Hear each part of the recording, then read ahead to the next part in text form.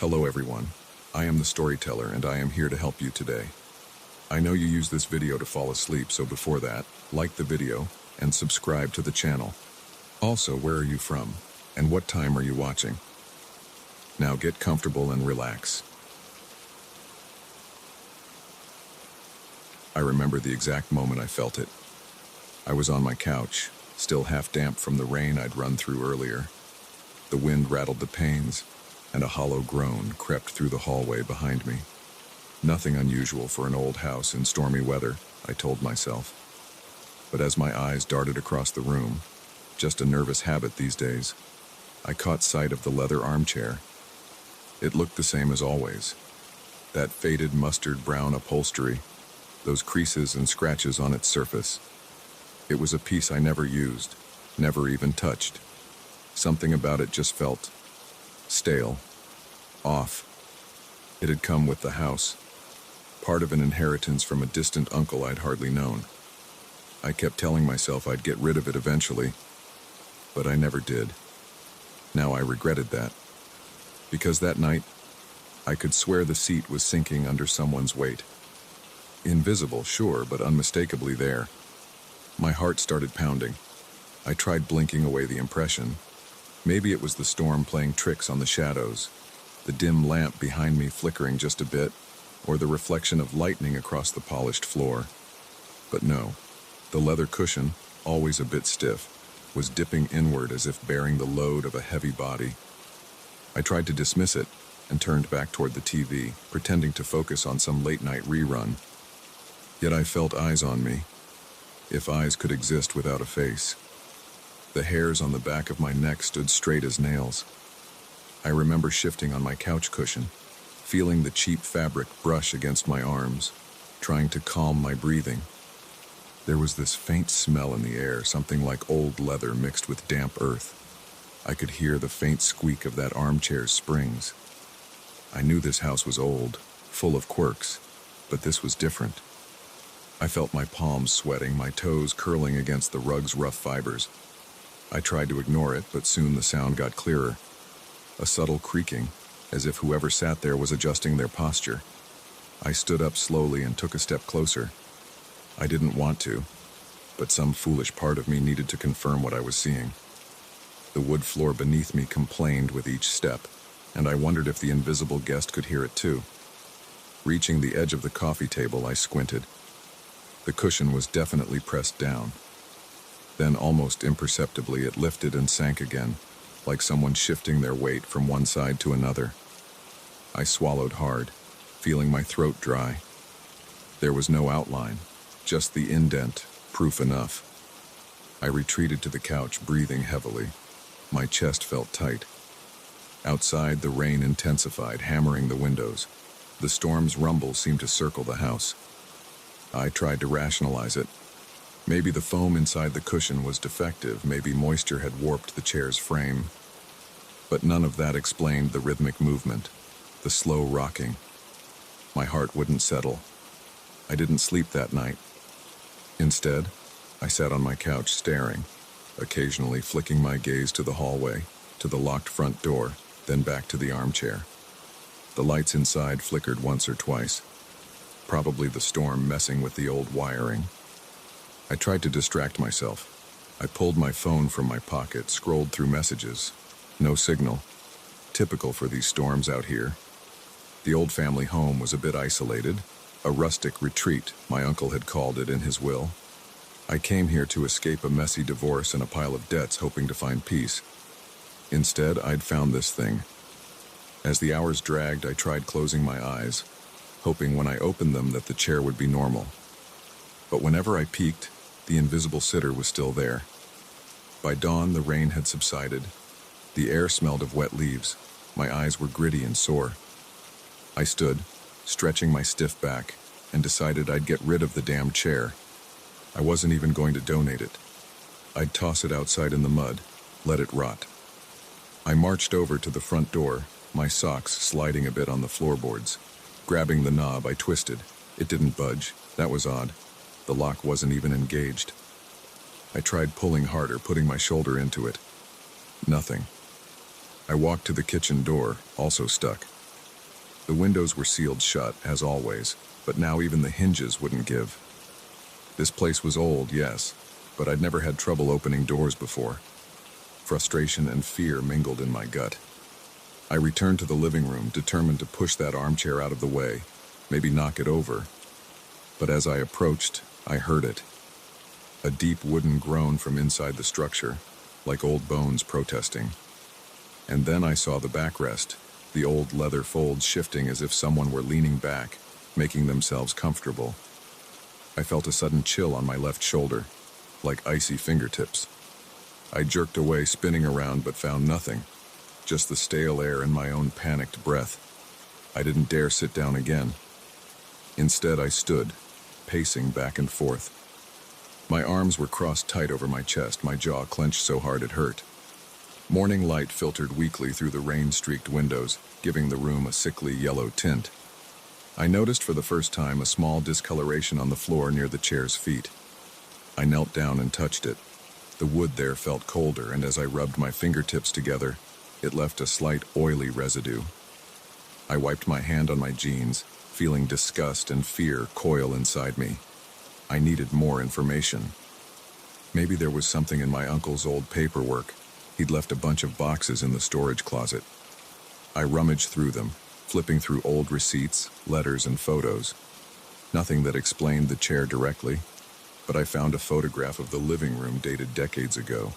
The same armchair was there, placed in the exact same spot. A man sat in it, his features blurred by age and poor lighting, but I could make out a stern face, a stiff posture. On the back of the photo, in my uncle's scrawling handwriting, I read, "Don't move it. Ever." A shiver ran down my spine. I glanced at the chair from the hallway. I could see the top of its backrest, so still yet inhabited. The house creaked as if mocking me. "Don't move it." That line swirled in my head. Did my uncle know about this? Is that why he left me this place? I clenched my fists, heart thudding. The smell was stronger now, like old hide and something sour underneath. By midday, I was exhausted. I tried resting on the couch again, but every time I settled, I felt that cold presence behind me. At one point, I could have sworn something brushed my hair aside, gently, like a dead hand grazing my scalp. I leapt up, knocking my knee on the coffee table, cursing out loud. The chair remained silent. Its cushion formed around an invisible figure. My eyes watered from pain and fear. Desperate, I attempted to cover the chair with a sheet. I found an old white cloth in the linen drawer and approached slowly. The wooden floor felt like ice beneath my bare feet. As I threw the sheet over the armchair, it caught on something, on nothing, mid-air, like it had snagged on a shoulder. A muffled hiss escaped my throat as I pulled it, forcing it down. The sheet draped unevenly, but for a moment I saw it, a faint outline of a form beneath the white fabric. A human shape, bulky and slumped. My heart pounded so violently I could hardly stand. Then, as I stared, the sheet dipped where the head should be, as if someone tilting their head up toward me. I stepped back, and the sheet slid off on its own, falling silently to the floor. I ran to the front door and pulled again, screamed at it, kicked it. I tried a window, wouldn't budge. The phone was useless. The power flickered. The house hummed with tension, as if holding its breath. Evening came, and the shadows grew longer. I found myself whispering to it, pleading, "What do you want?" My voice sounded shaky, foreign in my ears. I circled the room, the only light coming from a single lamp in the corner. The armchair's leather caught the faint glow, highlighting the dents, the scratches. Were they always that deep? At one point, I considered burning it. I ran to the kitchen, grabbed a box of matches. My hands trembled so badly I dropped half of them on the floor. I returned, stood in front of the chair and lit a match. The tiny flame flickered. The presence remained motionless. I brought the match closer, but a sudden gust of cold air snuffed it out. Another match. The same result. It was as if something gently blew from inside that invisible occupant, calmly asserting control. A wave of nausea hit me, and I staggered to the bathroom, retching into the sink. I splashed water on my face. My reflection stared back. Wide eyes, sweaty forehead, stubble looking darker than usual. As I glanced at the mirror, I swore I saw something behind me. A faint silhouette in the doorway. I spun around, nothing there. But the reflection, a second before I turned, had shown a vague outline of a head and shoulders hovering near the bathroom doorframe. Heart hammering, I stepped back into the hall, moving as quietly as I could. The house felt different now, as if the walls were leaning in. In the living room, I noticed something new. The armchair was turned slightly, no longer facing the TV. It was angled toward me. The floorboards creaked under my weight, and I smelled that sour musk again. An image flashed in my mind. The photograph of that stern-faced man. Was he still here? Stuck somehow? Night fell hard and heavy. Rain started again, tapping insistently at the window. I paced in circles, massaging my temples. My legs felt weak and there was a sharp ache between my shoulder blades. Every time I looked at the chair, I saw it shifting minutely, the leather rippling as if breathing. I tried to push aside the coffee table, but it got wedged against a floorboard. My frustration boiled over. I shouted, my voice cracking, "Leave me alone." The only response was a gentle squeak of the springs. My knees wobbled, and I collapsed onto the couch. I felt something grip my shoulder, firm and cold. I screamed and lurched forward, but nothing was there. The pressure left a lingering chill spreading through my muscles, making them twitch. Time dragged on. My eyelids drooped, but I couldn't fully rest. Every time I drifted off, I'd hear a soft whispering sound, like leather whispering secrets. Once I dared to look directly at the chair and spotted in the reflection of the glass cabinet door behind it a faint silhouette. In that glassy surface, there was a suggestion of a head, broad shoulders, and hands gripping the armrests. I froze, my pulse thundering in my ears. The reflection seemed more defined in that moment, still blurry, but there. When I looked back at the chair itself, there was nothing visible, only the indent. As the hours passed, my thoughts spiraled. I wanted out. I wanted freedom. I even tried breaking a window with a chair from the dining room, but the glass wouldn't shatter. It was like hitting solid stone. I turned back and found the armchair shifted again, now almost facing me squarely. I couldn't escape its gaze, if it had one. It dominated the room. I felt watched, judged, pinned down. Eventually, I realized I couldn't win.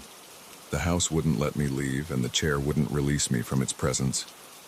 I dropped onto the floor, breathing heavily, tears prickling my eyes.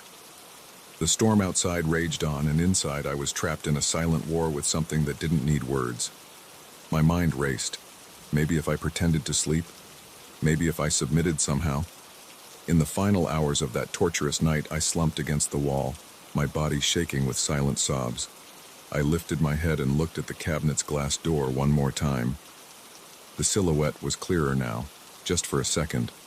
A broad figure, leaning forward, as if examining me with dark curiosity. I blinked and it vanished, leaving only the empty room reflected. But that reflection disturbed me. The armchair was reflected as empty, yet the cushion in real life still bore weight. It was as though the reflection mocked me, revealing what should be while I endured what was. Dawn's gray light crept through the windows. My lips were chapped, my throat raw. I tried the front door once more. This time the knob turned. The door opened easily. No resistance. Outside, the world looked normal. Wet grass, distant trees, a pale sky. I dragged myself out, stumbling a few steps into the muddy yard. When I looked back, the armchair was still there inside, framed by the doorway. I swore I saw a hint of movement, but I turned away, heart pounding, and slammed the door shut. I never went back inside that house.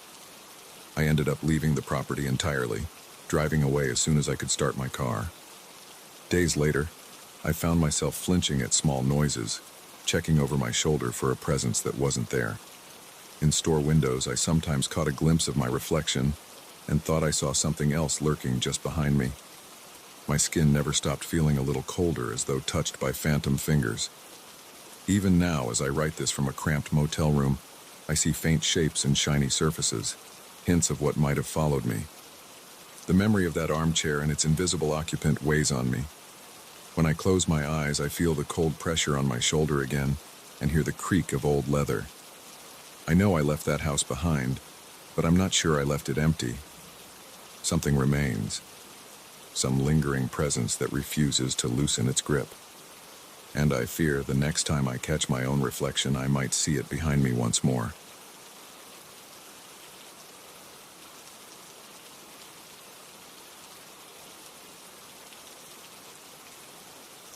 I remember the first night I spent in that old house, how my breath sounded too loud against the silence. Even now, lying awake in the attic's half-light, I feel a dryness in my mouth, and the thin hairs on my forearms prickle as if charged with static. I hold a small flashlight clenched between my teeth, my arms elbow-deep in a dusty crate filled with newspapers and bent nails. The air tastes of old wood and mold. I've barely settled here. Only a few days since I left the last place, the noisy apartment near the highway. But something about this new home already pushes at the back of my skull, telling me I should never have come. When I first saw the house, the realtor brushed off my questions. Yes, it was old. Yes, the previous owner vanished or passed away, she wasn't clear. But the price was good, and I needed a fresh start. I should have trusted my gut when I first saw that peeling wallpaper in the stairwell, the crooked chandelier in the living room. The place felt hollow, like a shell. Now I'm here, in the attic, trying to avoid a ragged lump of fabric draped over something in the corner. My eyes keep drifting to it. Earlier that day, I noticed the large object hidden there, a tall shape, human height, covered in an old grayish-white sheet. At first, I thought it might be a painting or a dressing mirror. I didn't bother it then, too preoccupied with setting up my bed downstairs and unpacking just enough clothes to get by. Tonight, though, something woke me, a soft creak directly above my bedroom ceiling. I climbed the narrow attic stairs, heart pounding a little, determined to find a reasonable explanation. Maybe a loose window frame or a settling beam. But when I opened the attic door, the air felt somehow thicker, as though I had stepped into a room that was breathing. My flashlight beam danced over wooden beams and old furniture. And that's when I heard it again, a faint, drawn-out creaking sound, so gentle it could have been the floorboards expanding. Yet it felt more like a whisper calling me closer. I swallow hard. The sheet-covered shape stands in the far corner, half hidden behind stacked chairs. It's impossible to ignore now. My legs feel stiff, my palms damp. I approach and grab the top edge of the dusty cloth. It comes away, billowing a cloud of gray particles into my face. I cough, rub my eyes. Beneath the cloth, a large mirror leans against the wall. The wood frame is carved with strange swirls, some chipped away by time, and the glass is uneven, slightly warped, with a small crack running diagonally at one corner. I angle the flashlight onto myself, peering into the reflection. My own face looks pale and thin, my eyes ringed with tired shadows. But behind my reflection, there is something else, some kind of shape. I lean closer. At first, I think it's a smudge, a stain on the mirror's surface. But no, it's a figure standing behind me in the reflection, indistinct, with what looks like a hat pressed low over its forehead. The eyes are dark hollows. I whip around, shining the flashlight behind me. Nothing, just old chairs and a trunk. I turn back to the mirror. The figure is still there, as if it is standing right over my shoulder. My throat tightens, and I feel a tremor in my left hand. I move the flashlight from side to side, trying to see if it's a trick of light. The figure in the mirror doesn't change, doesn't shift. I can't see its face clearly, but I sense that it's smiling, or at least that it wants to. I grab the sheet, toss it back over the mirror, and stumble toward the attic door. The wood planks groan under my hurried steps. In my room downstairs, I lie awake on the mattress, breathing shallowly, waiting for morning. Every time I close my eyes, I see that figure behind me. The silence in the house feels thicker now, pressing against my eardrums. By the next day's light, I try to rationalize it. The attic is dim, the mirror old and warped. Maybe I saw my own outline distorted and mistook it for someone else. I force myself up to the attic again around noon. The air is stuffy. I pull the sheet off once more, half expecting to see that shape immediately. But now the mirror only shows me, hunched slightly, blinking sweat from my eyes. I examine my face. I'm older than I'd like to admit, with a rough beard. As I stare, something feels off.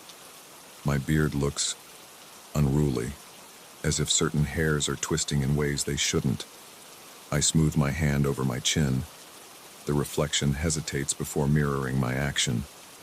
A chill rips down my spine. It's subtle, but I could swear my reflection's hand moved a fraction slower than mine. I lean in close, pressing my nose near the glass. A faint crack at the corner splits my reflection's forehead. And then, as I stare into my eyes, I see the shape again, faint behind my shoulder. A presence that should not be there. I stumble back. I throw the sheet over the mirror again. For a moment, I consider getting rid of it. But how? It's large, heavy, and who would take it? Maybe I could drag it to the curb, leave it for the garbage collectors, but something about it makes me hesitate. I convince myself I'm overreacting and head back down, trying to focus on normal tasks, unpacking kitchen utensils, checking the mailbox. The outside world seems quiet, normal, but there's an itch in the back of my head all day. By evening, I'm exhausted. I try to sleep early. The mattress on the bedroom floor feels lumpy. I keep the bedside lamp on. Just as I'm about to doze off, I hear it, the same soft creaking from above, the same gentle call. My heart kicks into a faster rhythm. I toss and turn, sweat damping the collar of my t-shirt. Around midnight, I swear I hear a muffled laugh, like someone laughing behind a closed door without sound. I sit up, breathing hard, my mouth dry. The air tastes stale. I push myself to check the attic again. This time, I carry my hammer, feeling foolish. The attic door swings open silently. The sheet over the mirror stirs slightly as if touched by a breeze, but there's no open window here. I approach slowly and yank the sheet down. My reflection looks back at me, pale, drawn, and something is different about my face. My beard appears longer on one side, the hairs twisting at unnatural angles, my left eye drooping slightly, as if I've aged 10 years overnight. I run my hand over my cheek. It feels normal, but in the glass it appears warped. My reflection smiles, just barely, while my own lips remain pressed together. It's smiling without me. I stagger back. My breath comes fast. The figure behind me is there again, closer now, the outline sharper. That hat, those eyes, like hollow pits. My reflection's face twitches, a silent laughter. I swear I see the reflection's shoulder move, as if it's reaching toward the figure behind me to link arms. I spin around, hammer raised. Nothing, just empty air. I drop the sheet over the mirror and run downstairs, barely able to keep my footing. I collapse onto a kitchen chair, head in my hands, heart pounding. I need to leave this house, I tell myself. But I have no place else to go. The deal I got here was final, and I'm low on money. Besides, it's the middle of the night. Who would I call? Eventually I decide I'll deal with it in the morning. Maybe I can break the mirror. Yes, that's it. Smash it to pieces. But even as I think this, a surge of nausea hits me. The idea of shattering the glass, of releasing whatever lurks behind it, makes my stomach twist. My forehead beads with sweat. I try to calm down, sipping water straight from the tap, feeling the cool liquid slide down my throat. By the time I return to bed, I can't sleep. Every creak of the old house sounds like a footstep. My scalp prickles. My reflection, changed and mocking, haunts me. I don't know how much time passes before I drift off into a shallow, uneasy doze. The next morning, light filters weakly through the dusty windows. I feel heavy, my limbs sore as if I've been wrestling in my dreams. I head to the bathroom. The mirror over the sink is small, normal. My face looks okay, tired, but normal. No twisted beard hairs. I lift a hand to my cheek and laugh nervously. Maybe it was all in my head. Determined, I return to the attic with a plan. I bring a thick blanket. I'll wrap the mirror and haul it downstairs, put it in the garage. Maybe I can throw it out. The attic is silent now, beams of sunlight cutting through the dust. I pull the sheet off carefully. My heart jolts. I see my reflection. There's no mysterious figure behind me at the moment, but my reflection's eyes look hollow, as if the skin around them sank overnight. My beard, normal to the touch, appears patchy and uneven in the glass.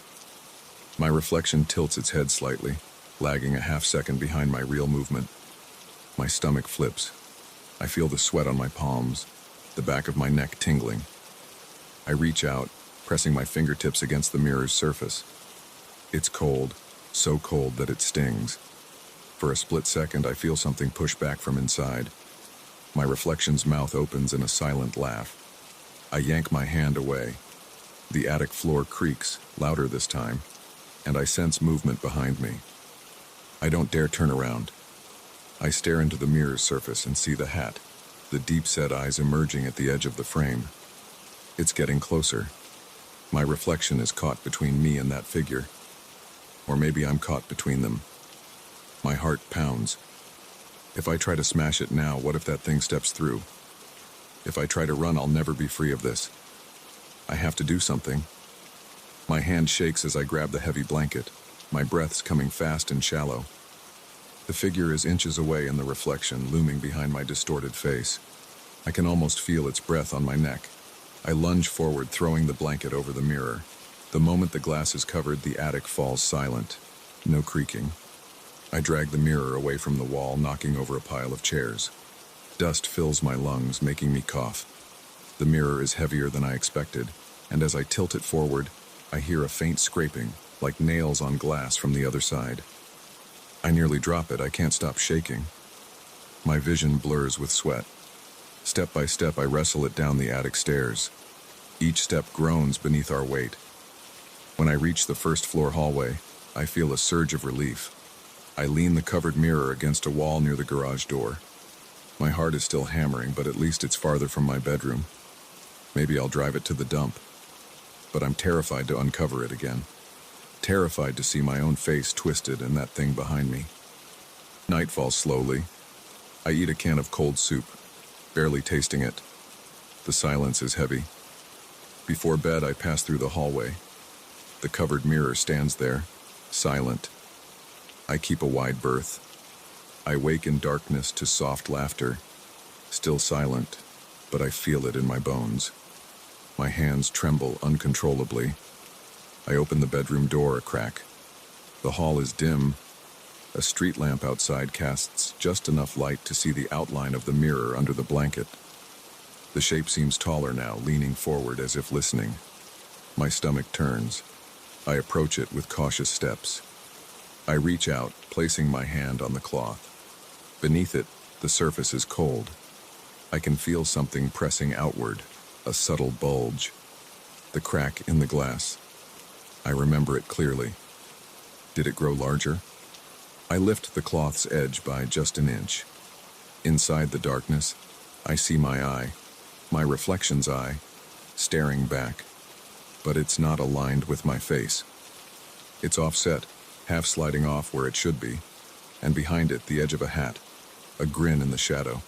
They're waiting for a moment of weakness to pull me inside, to trade places. I let the cloth drop. My breathing is ragged. I can't destroy it, can't look at it, can't leave it. I feel the blood pounding in my ears. I back away, stumbling to my room. I close the door and sit on the floor, sweat trickling down my spine. I know I'll never truly be safe. My reflection's face is inside that mirror, twisted and laughing without sound. Even now, I swear I can see the faint shine of glass at the edges of the dark doorframe, as if the mirror's presence seeps through the walls. My skin crawls. I rub my cheeks, feeling for any sign of distortion. They feel normal, but when I flick on the lamp and glance at my small pocket mirror, I swear my beard looks slightly uneven. My eye seems a bit sunken. I close the pocket mirror quickly, heart pounding. The night stretches on and I don't dare sleep. Every so often I hear that gentle creak, as if the attic floor still calls, or the sound of fingernails scraping behind a sheet. And somewhere in the darkness, just out of sight, the reflection waits, hungry, patient, ready to catch me off guard. I don't know if I can resist forever, but for now, I sit here, trembling, heart racing, and pray that dawn's light can hold it at bay for just one more day.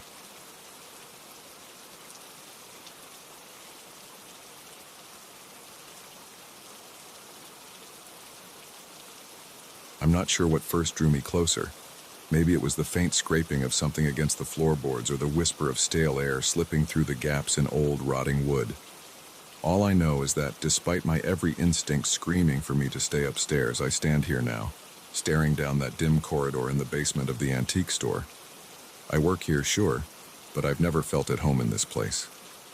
It's my boss's property, not mine, and it's crammed with heirlooms and oddities I've spent weeks cataloging. Yet this corridor, tucked behind a heavy stack of mahogany chairs, has always felt like it didn't belong at all. It's too quiet, too narrow, and something about it makes my skin feel tight as if stretched over a frame not quite my own. I strain my ears and hear something like a sigh, but I can't be certain. My flashlight beam skims over worn Persian rugs, their patterns half erased by time and footsteps. The scent down here is thick with dust and a coppery tang I can't place. I run a hand over my scalp, feeling the sweat gather at my hairline. I haven't told anyone about my feelings toward this corridor. My boss would laugh, and the other employees, well, they're mostly seasonal help. Kids who aren't here often enough to notice anything strange. The first time I wandered down here was by accident. I was reorganizing a batch of old clocks when I moved a dresser and discovered the narrow wooden door. The door had no lock, just a simple latch, and behind it was a set of steps leading downward. I told myself it was just another part of the basement, maybe a forgotten storage area. But the instant I stepped through, I felt a subtle pressure in the air. The corridor seemed to breathe differently than the rest of the shop. I remember shining my flashlight around and seeing those shelves with old grimoires, thick, leather-bound volumes with cracked spines and strange symbols embossed on their covers. I remember the stone sculptures placed at intervals along the walls. They depicted faces caught in expressions of sheer terror, mouths agape, eyes bulging, cheeks sunken. The stone looked moist, as if it had wept at some point. I passed by them quickly, skin crawling, and swore I heard low voices speaking in tongues I couldn't identify. Sharp consonants, hissing vowels, all blending into a background of madness. I retreated that day, my heart pounding so hard I felt my ribs would split. I tried to forget about it. For a few days I stuck to my usual tasks, sorting tea sets, labeling silverware, dusting porcelain dolls. But at night, as I lay in the cramped room I rent above the store, my mind drifted back down to that corridor, to those grimoires and sculptures. Something down there wanted me to return. The next morning, I found myself staring at the closed door in the basement, my pulse pounding. I told myself I'd just look, nothing more. I carried a small camera in my pocket, hoping to take pictures, rationalize what I had seen. Maybe I'd find a manufacturer's mark on the sculptures or a date in one of the grimoires that would explain everything. The second time I entered, the corridor seemed somehow longer. I don't know if it's just my mind playing tricks, but I swear it took more steps to reach the point where the first sculpture stood. My flashlight revealed the same Persian rugs, this time appearing slightly rearranged, their fringes pointing in directions I hadn't noticed before. The grimoires, still sealed by rusted clasps, called out silently. I put a hand on one, meaning to open it, but a sudden whisper, right at my ear, froze me. I spun around, only to see empty air. Yet the sculptures had shifted. Before, the one nearest me had been facing the opposite wall. Now it pointed straight at me, its hollow stone eyes fixed on mine. My stomach twisted. I stumbled back, heart thumping, and practically ran out of there. For the rest of the week, I avoided the corridor. I tried to stay busy upstairs rearranging antiques in the showroom. I even scrubbed the front windows, something I usually put off. At night, I locked my bedroom door and slept with the lamp on. Still, I couldn't shake the feeling that the corridor was waiting for me, that it was disappointed I hadn't come back, as if I'd broken some unspoken agreement. 4 days later, I gathered my courage and descended once again. This time I noticed something new.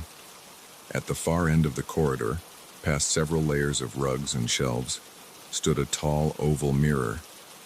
I hadn't seen it before. Its frame was wrought iron, twisted into shapes that looked almost like letters. I took a few steps closer, the beam of my flashlight trembling against the dim light. When I got near enough to see my reflection, I nearly screamed.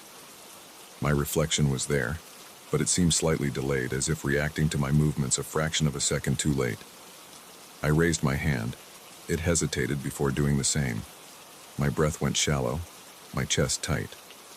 I thought I saw shapes behind me in the glass, shadowy figures half-formed, hunched low, mouths whispering silent syllables. I backed away, tripping over one of the rugs.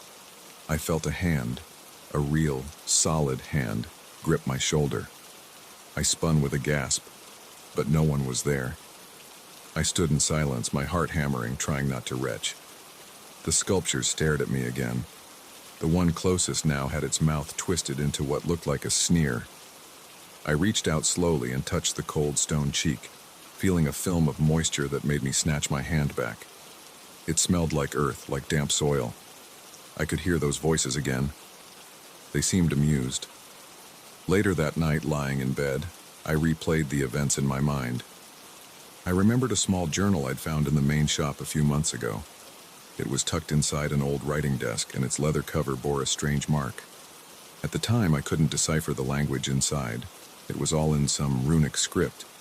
I hadn't thought much of it. Now I wondered if that journal had something to do with this corridor. The next morning, I dug it out of the drawer where I'd stashed it.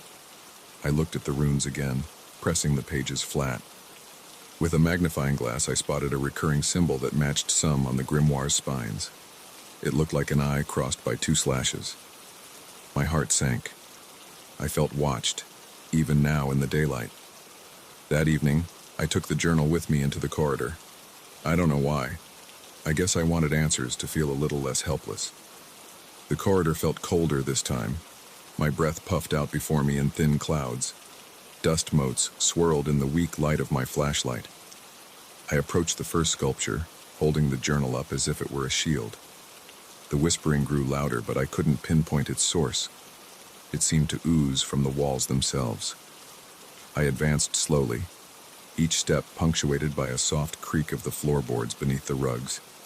The mirror gleamed at the far end, beckoning me closer. I managed to open one of the grimoires by prying its clasp loose with a letter opener. The pages were filled with symbols like those in the journal. My stomach tightened. I thought maybe these books described rituals or gateways. Was this corridor a passage to somewhere else? A dimension parallel to ours, where unseen beings fed on fear and confusion? The whispering voices seemed almost gleeful at my realization. They wanted me to understand what I was dealing with. I took another step toward the mirror, journal in one hand, flashlight in the other. My reflection came into view. It stood there, head slightly tilted, eyes darker than mine, lips parted as if it might speak. Behind me, I saw the sculptures shifting. They didn't move openly, just a subtle repositioning, like a frame jump in a poor quality film. Now all of them faced me, their mouths turned downward, grim and accusing. The silence pressed against my eardrums.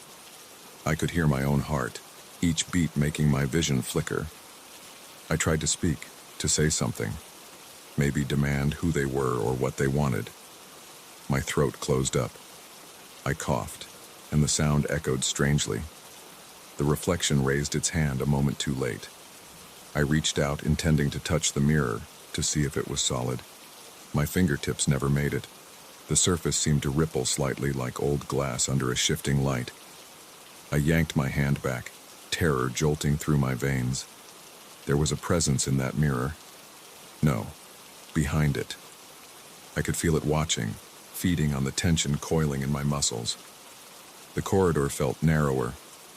I was afraid I might faint. My breathing grew shallow and erratic. If I passed out, what would happen? Would I wake up in that other dimension, surrounded by these intangible shapes? I backed away, stumbling over a rug, nearly dropping the flashlight. The whispering rose to a frantic pitch, and the sculptures' faces twisted again, their mouths stretching open in silent screams. I managed to turn and run, hunched low so my shoulders scraped the shelves, scattering a few grimoires to the ground. I didn't stop until I was through the door, up the stairs, and back in the main store. It took me a long time to catch my breath. My clothes stuck to my skin. I don't know how long I sat there, crouched behind a stack of dusty chairs, heart pounding, staring at the floorboards. Eventually, I locked the door to the basement and climbed up to my room. For days, I couldn't eat properly. Food turned to ash in my mouth. My reflection in my bedroom mirror looked off. My eyes seemed more sunken, and the skin around them darker. I was jumpy, sure someone or something had followed me back. The store upstairs felt emptier than usual, as if all the antiques were holding their breath. I tried calling a friend, but what would I say? There's something unholy in the basement? No one would believe me. Last night, in a half-sleep, I thought I saw something in the corner of my bedroom mirror, a vague outline of those sculptures, peering over my shoulder, shaking their heads in disapproval. When I flicked the light on, the shape vanished. But my heart was left hammering, the taste of old dust in my throat.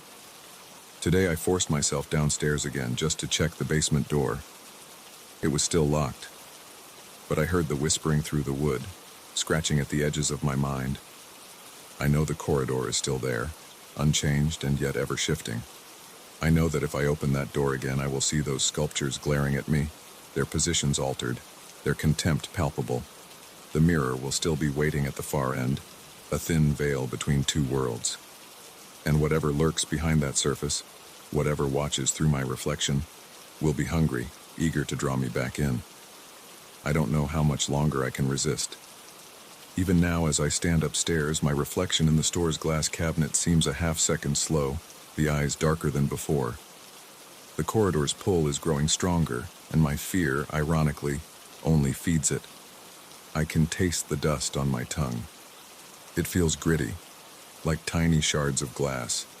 And in that final glimpse, a flicker of my own silhouette in the glass, with those unseen shapes hovering behind my shoulders. I know nothing has ended. It's just waiting.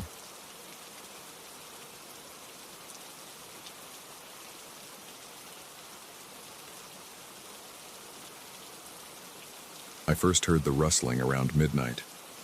It was a soft, papery sound, like old documents being shuffled in a sealed library. Yet I was alone in that bedroom, lying awake, watching the faint outline of the wooden cabinet I'd inherited. I remember that night clearly because it was the first time I felt truly cornered in my own house. That cabinet, a tall and stern piece of furniture carved from some dark wood I couldn't name, stood near the foot of my bed. It had once belonged to my great-uncle, at least that's what the lawyer said. I'd never met the man. He died without any real heirs, and somehow, through a chain of dusty, forgotten relations, I ended up with his property. The cabinet came with the house, and I moved into it a week ago. The place still smelled of old varnish and stale carpets. I hadn't slept well since I arrived. The bedroom was small and cold, and there was a dampness to the air, something that stuck to my clothes and skin.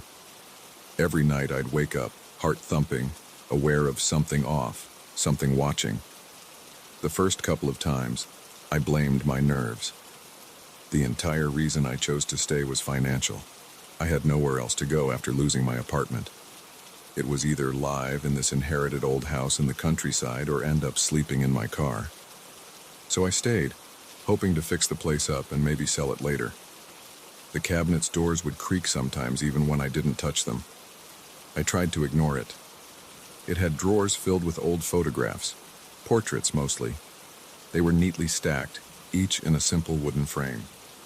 The people in them were from another era, men and women in dark old-fashioned suits, gazing straight ahead with no smiles, no children among them. Their eyes seemed cold and distant.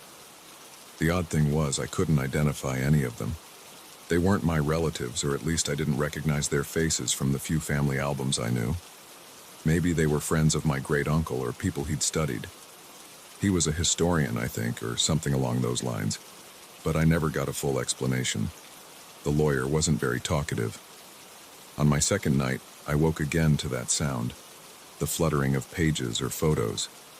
Then came whispers. I couldn't make out words, just the soft, urgent hiss of many voices arguing in low tones. My heart pounded and my mouth went dry. I flicked on the lamp and stared at the cabinet. Its doors were shut. The drawer where I'd found those photographs was closed. Slowly I got up, feeling the floorboards chill through my socks. I pulled the cabinet doors open. Everything seemed as I had left it, except one photograph had moved to the front. It showed a stern-faced woman in a high-collared dress. Her eyes looked sharper than before, as if she disapproved of my intrusion. A nervous chuckle escaped me. I closed it and returned to bed, my mind racing. Maybe I'd misremembered the order. I tried to sleep, but the tension in my shoulders wouldn't relax. By the third or fourth night, I was losing patience. Each evening, I double-checked the position of every photograph. I counted them. There were 11. 10 men and 1 woman, all dressed in clothes that suggested they were from late 19th or early 20th century. None of them smiled. None of them broke eye contact with the camera. Their expressions held a kind of rigid defiance, as if they refused to be known or understood. That night, I awoke again around midnight to whispers.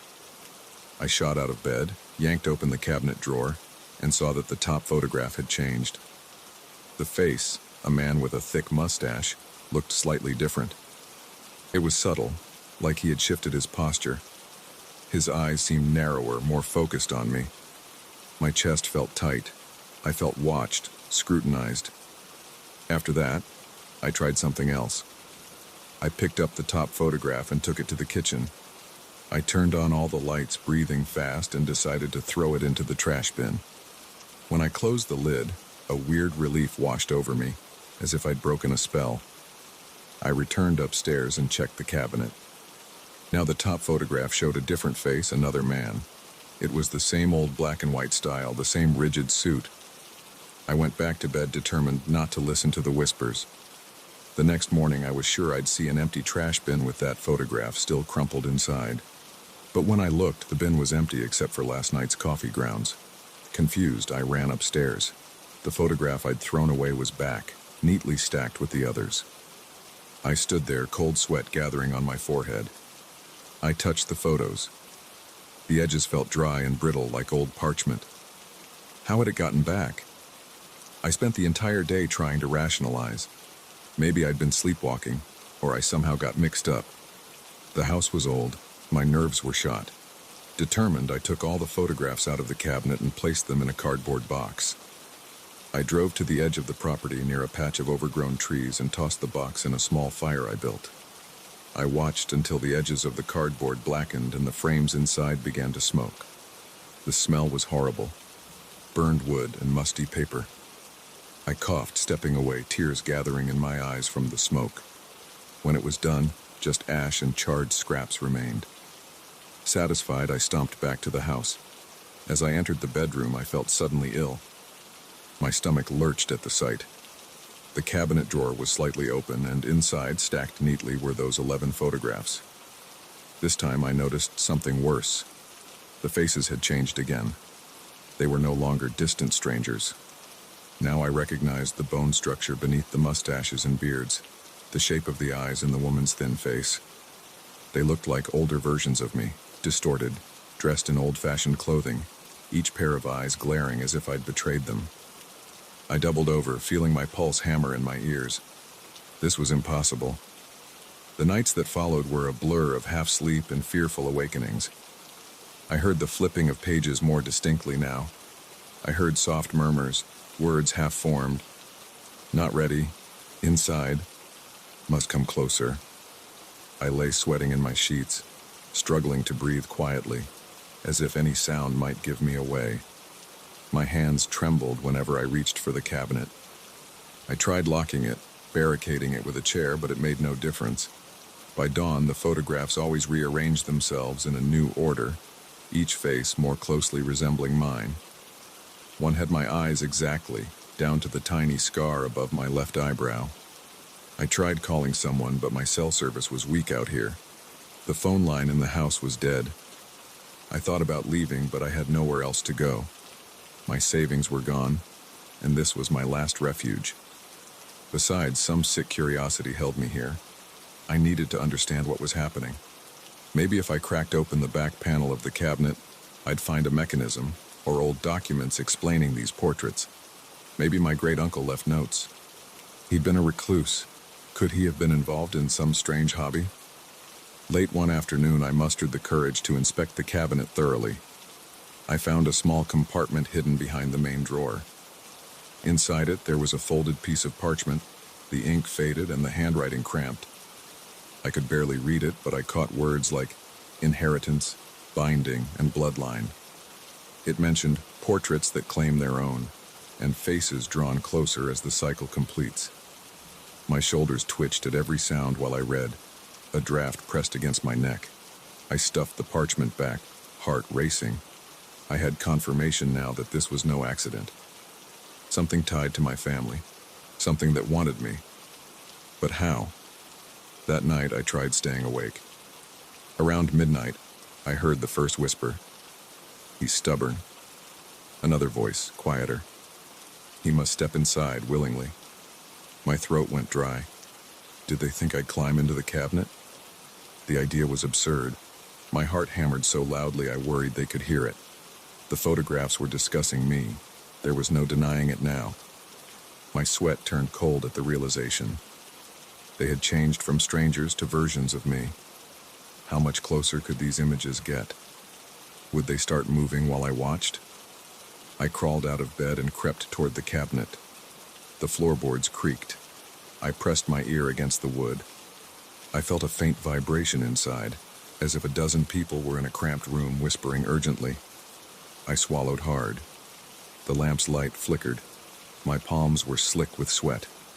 I pulled the drawer open just a crack. It resisted at first, then slid smoothly, revealing the photographs fanned out like a deck of cards. The top portrait now showed a perfect replica of my face, but older, hardened. The eyes in the photo glinted. I couldn't stand it. I slammed the drawer shut, nearly pinching my fingers. I tried again to get rid of them, this time by shredding the photographs with a knife. I worked furiously in the dim light, slicing and ripping at the brittle paper, ignoring the frantic murmurs that rose in pitch as I did so. For a second, I thought I saw the eyes in the photos dart in panic. When I finished, dozens of torn scraps littered the floor. I gathered them into a pillowcase and rushed downstairs, breathing heavily. I stuffed the scraps down the kitchen drain, poured boiling water over them, and then ran the tap until the sink overflowed. My hands shook. This had to work. But when I returned upstairs, a fresh set of photographs waited, arranged in a neat fan. They were no longer old strangers. They were me. Me in all of them. Different angles, different lighting, but always my face, stern and judgmental. I felt something snap inside me like a string pulled too tight. I backed away, stumbling onto the bed. I couldn't breathe. Outside, the wind picked up, rattling the window panes. The next few nights, I barely slept. I sat upright, watching the cabinet, ears straining to catch every whisper. They talked about me as if planning a trap. He must lean closer, said one. If we can catch his reflection in the glass of the frame, said another, and then they'd hush. Reflection. That word clanged in my mind. The frames were glass.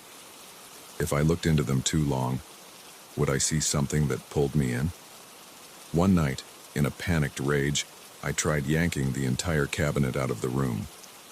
It was heavier than I expected, its wood dense and unyielding. I scraped it along the floor, panting, my muscles burning, and managed to get it halfway into the hallway. At that moment, the whispers turned frantic. The wood vibrated under my grip, and I stumbled back, scraping my knuckles.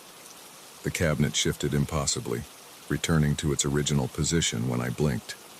My lungs constricted, as if the air itself hated me.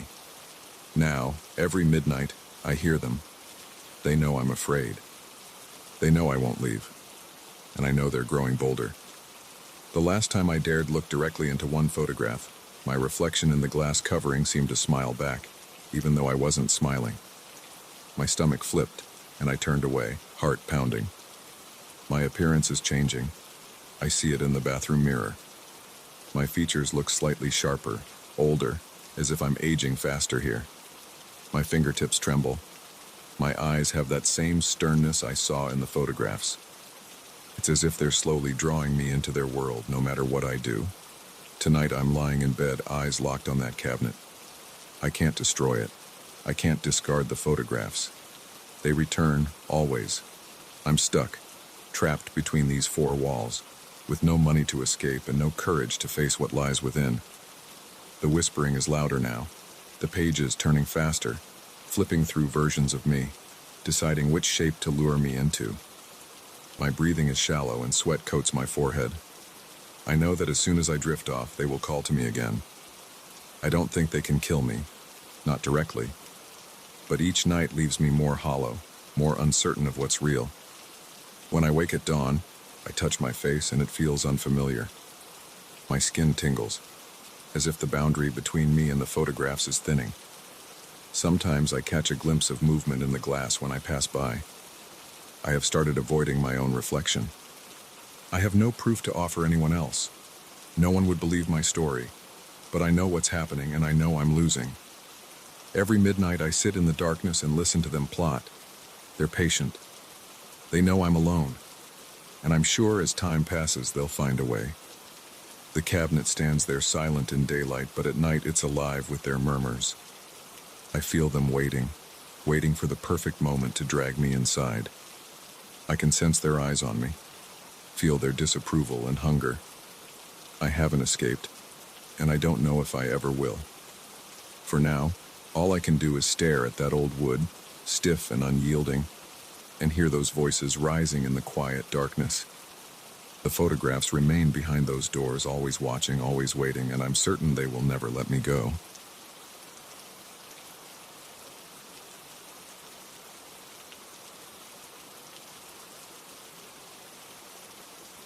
I'm gripping the steering wheel so hard my knuckles ache, and the headlights of my rental car cut through a darkness so thick it feels alive. I've been on this back road for hours, the asphalt giving way to cracked gravel before my eyes, the GPS on my phone useless for the past 40 minutes. There's no signal, no streetlights, no familiar markers. Just my own strained breathing and the distant silhouette of old wooden fences that lean into the roadside as if trying to whisper something through the window. I'm here on business, a contract negotiation in a small factory town. I promised my family I'd be back by the weekend, and now it's well past midnight and I'm nowhere near the main highway. The longer I drive, the tighter my chest feels, like the night itself is pressing inward. A bead of sweat slides down my temple even though the air is cool. I should have stopped hours ago, taken a motel room in the last town I passed, but I wanted to shave time off my trip. That was a mistake. Every instinct tells me something's off. I slow down, straining to see beyond the reach of my headlights. Then I notice something ahead on the right.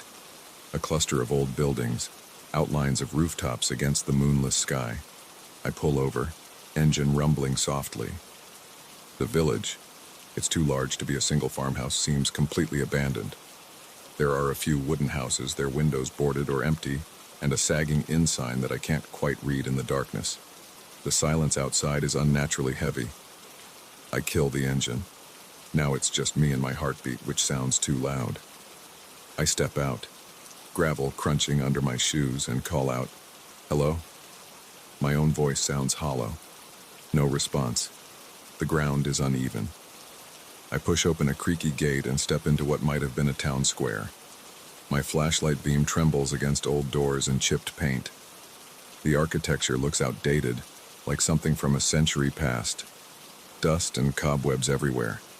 The smell is stale, like old wood and mold. My throat is dry. I try a door. It sticks. Another door opens inward with a groan, revealing a narrow hallway and a deserted parlor. I walk in, each step stirring dust motes that dance in the light. There's furniture inside. a table with a lace cloth, a sofa with torn upholstery, and on the wall opposite me, an oval mirror in a cracked frame. The surface is filthy, the glass darkened. I don't want to look at myself right now, not in this place. I flick the flashlight around. There's a sensation, a prickling at the back of my neck like I'm not alone. But there's no one here, no footprints, no recent disturbances. I can't stand the silence, so I say low, "Anyone here?" My voice is swallowed by the house. Then I hear it, a faint bell ringing somewhere outside. I freeze, mouth dry, and step back out onto the street. The bell rings again, followed by a second bell, a different tone, maybe higher pitched. It's coming from further down the row of houses. I follow the sound, heart pounding. Rounding a corner, I find a narrow alley and see a bell tied with a frayed rope around a tall wooden post.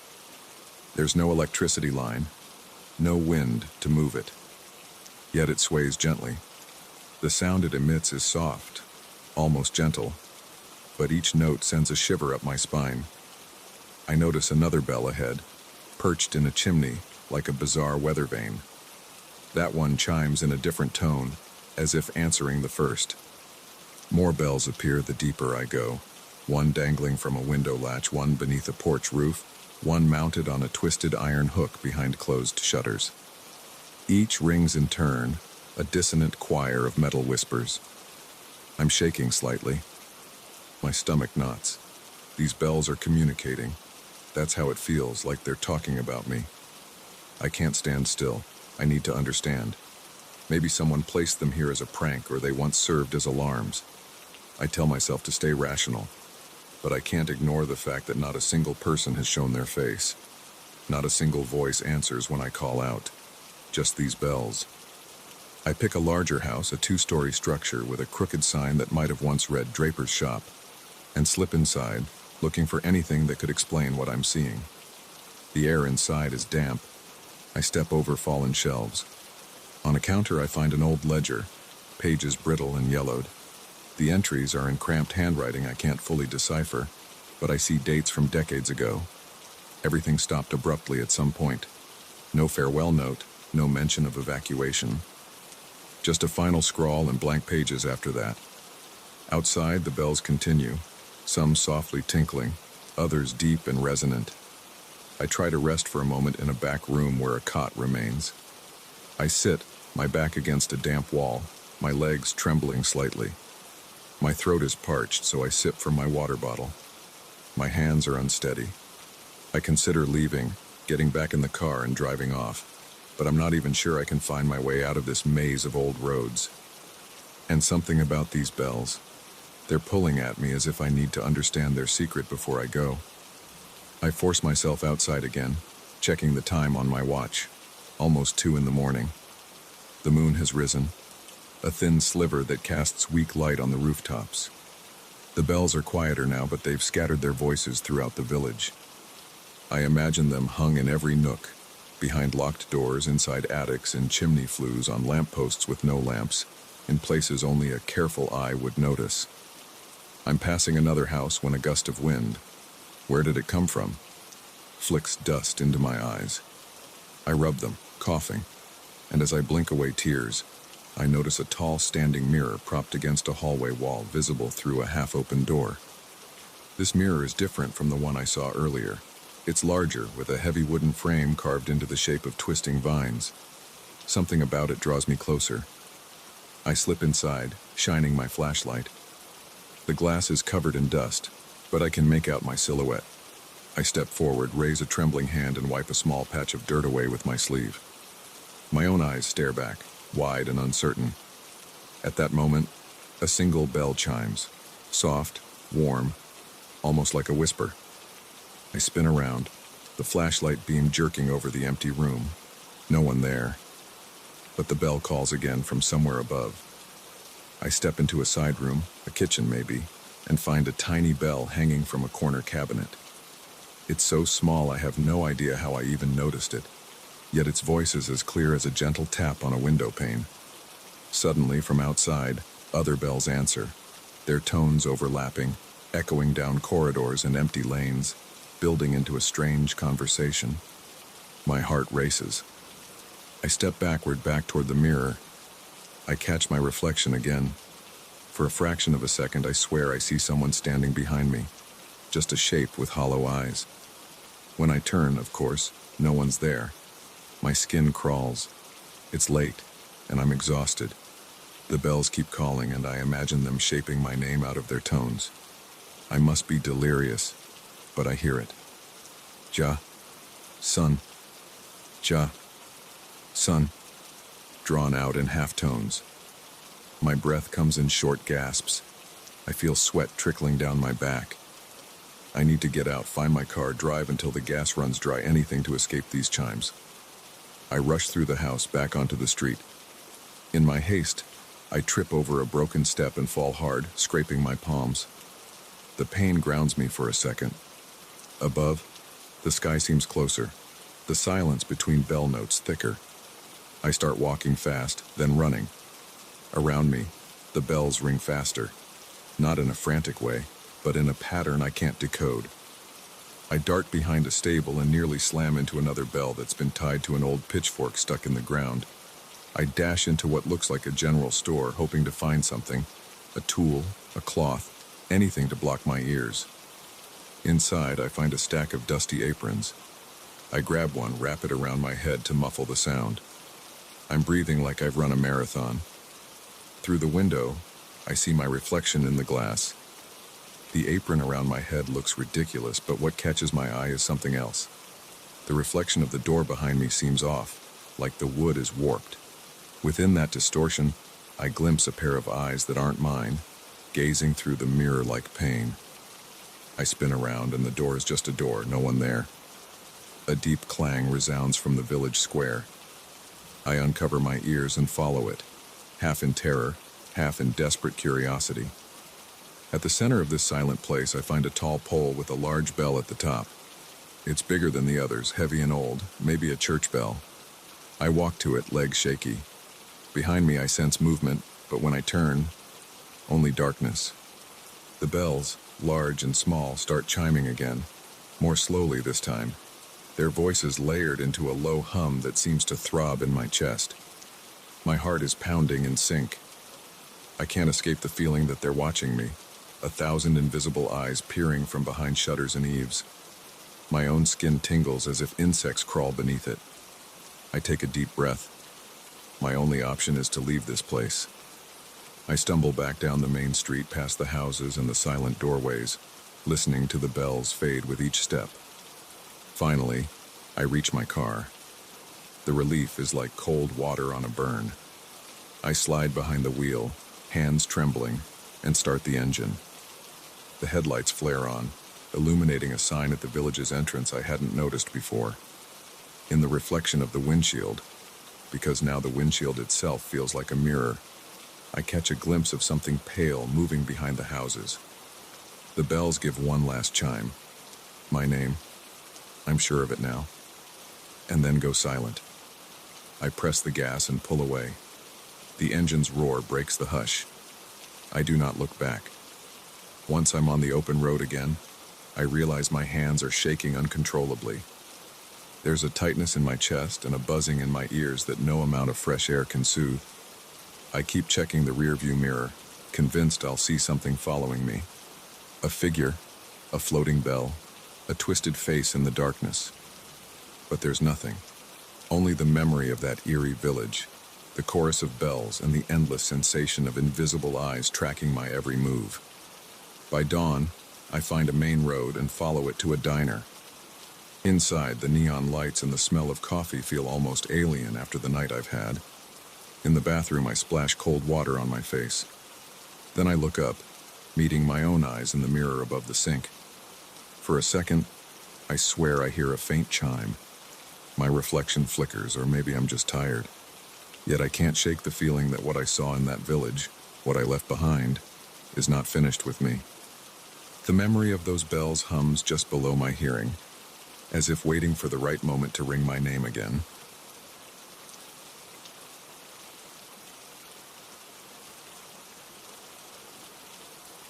I remember the chill even now.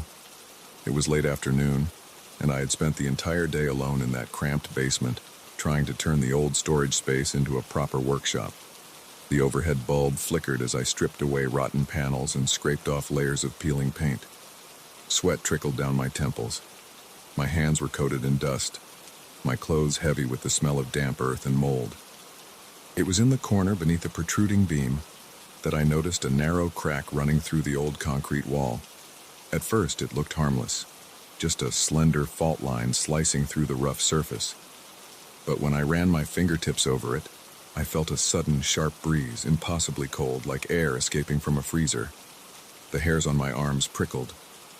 I leaned closer, pressing my ear against the concrete, and that's when I heard it. A voice, low and muffled, murmuring my name. I jerked back, heart pounding. My name, whispered in a slow, deliberate tone as if tasting each syllable. I turned off the sander, listened hard. Behind me, only the soft hum of the furnace and distant traffic through the narrow basement window. But from the crack, the voice came again, softer now as if retreating deeper into the wall. It said things only I would know. Details of my past, the year I moved here, the reason I never answered my brother's calls. My tongue felt thick. A bead of sweat rolled down my neck and vanished into my collar. I told myself it was a trick of acoustics, maybe old pipes carrying echoes from another part of the house. This place had always been strange. I had inherited it after my aunt passed, and though I never knew her well, she was distant, private. The basement was rumored to have once been a shelter. I had never bothered to dig too deep into old stories. But now, as I stood there, the voice hummed, murmured secrets, hinting at future events I had no way to confirm. It said a storm would hit next Thursday. It described a stranger who would knock on my door at midnight. It spoke with confidence, and sometimes it imitated my own voice so perfectly I could not distinguish who was talking inside my head. I needed a break. I backed away from that wall and climbed the narrow stairs 2 at a time. In the kitchen, I gulped down water, breathing heavily, forcing myself to think logically. Voices through a crack? Ridiculous. Maybe I was just exhausted. I decided I'd seal the crack. I'd patch it up with cement filler and forget about it. Simple solution. But when I returned downstairs, trowel and compound in hand, the atmosphere had changed. The basement felt tighter, the air stale, as if the walls had closed in. I knelt by the crack, shining my flashlight. The beam caught something odd.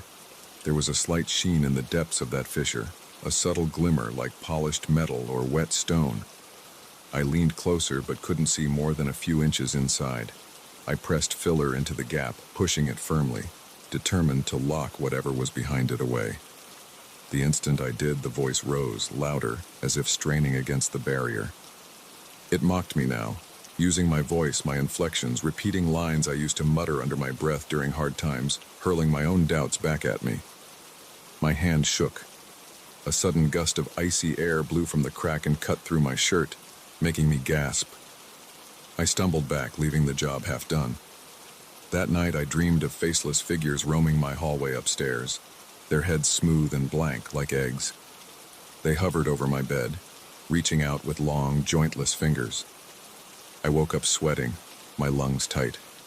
It was 3 a.m. I swore I could still feel their fingertips grazing my skin. I didn't go back to sleep. Instead, I paced the living room until dawn, thinking about the voice and the crack. The silence of the house pressed on me. I realized I hadn't truly relaxed since I started working in that basement. The next afternoon, I tried a different tactic. I dragged an old shelf and wedged it against the wall covering the crack. Out of sight, out of mind. But as soon as I did, I felt a pressure at the base of my skull. The voice began again, muffled but insistent. It told me things I couldn't verify, but that made me shudder. Details about people I once knew, small humiliations from my past, choices I regretted. Then it spoke of events to come, my tools rusting, a burst pipe in the upstairs bathroom, a letter arriving with bad news. It rattled these predictions off in a steady, confident tone. I tried to ignore it, focusing on other tasks. I replaced a few loose steps on the staircase, tested the fuse box, cleaned old cobwebs. But the voice kept slipping into my consciousness, sometimes so subtle that I believed I was just thinking to myself. Other times it was louder, demanding, chanting my name in a mocking sing-song. I found an old leather-bound ledger tucked behind an abandoned crate. Inside, my aunt had scribbled notes about the house's previous owner, a relative I'd never heard of. She wrote about a strange door in the basement wall that was sealed years ago. The handwriting was shaky, the ink faded. There was a line that unsettled me. "It's not trying to kill, it's trying to become." I slammed the book shut, my heart racing. I didn't understand what it meant, but it couldn't be a coincidence. That evening, I tried calling a friend just to talk, but my phone kept dropping the call. I texted him to ask if he'd ever heard strange noises traveling through walls. No response. I looked at myself in the hallway mirror, noticing the dark circles under my eyes, the tension in my jaw. For a split second, I thought I saw my reflection's lips move even though I was perfectly still, and I nearly screamed. My nerves were on edge. I told myself it was just fatigue. Back downstairs, I approached the wall one more time, this time with a flashlight and a small hammer. If something physical was hidden behind that crack, I had to see it. I scraped away at the edges of the gap, widening it just enough to peek inside. My flashlight beam reflected off something smooth and shiny. A dull, warped gleam, like an old mirror with tarnished edges, set deep in the darkness of the cavity. I could see a hint of my own eye looking back, distorted and pale. My stomach turned. The voice whispered my name again, and the temperature dropped. It wanted contact, not violence. It wasn't threatening to harm me, yet it was invading my mind, lacing my thoughts with its presence. My breathing went shallow. I hammered a small wooden board over the crack. The voice wailed. The sound vibrated in my skull, not in the air. My fingers went numb, and I coughed as if choking on icy air. I had to make a choice. Leave this house or confront whatever was behind that wall. But this was my home now. I had put months of effort into making it livable, and I had nowhere else to go. Could I abandon it all because of a whisper? I decided to seal the crack completely. I gathered tools, heavy cement, metal mesh, paint. I worked through the night, sweat soaking my shirt, heart hammering. Each time I pressed the trowel against the opening, the voice hissed in protest.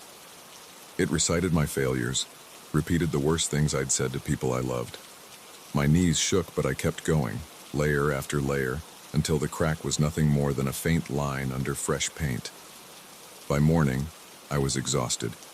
The basement felt slightly warmer, quieter. I collapsed on an old stool, head in my hands, waiting for the voice to rage again. But it had grown distant, receding to a faint murmur that I could almost believe was just my memory playing tricks. For a week, things seemed calm.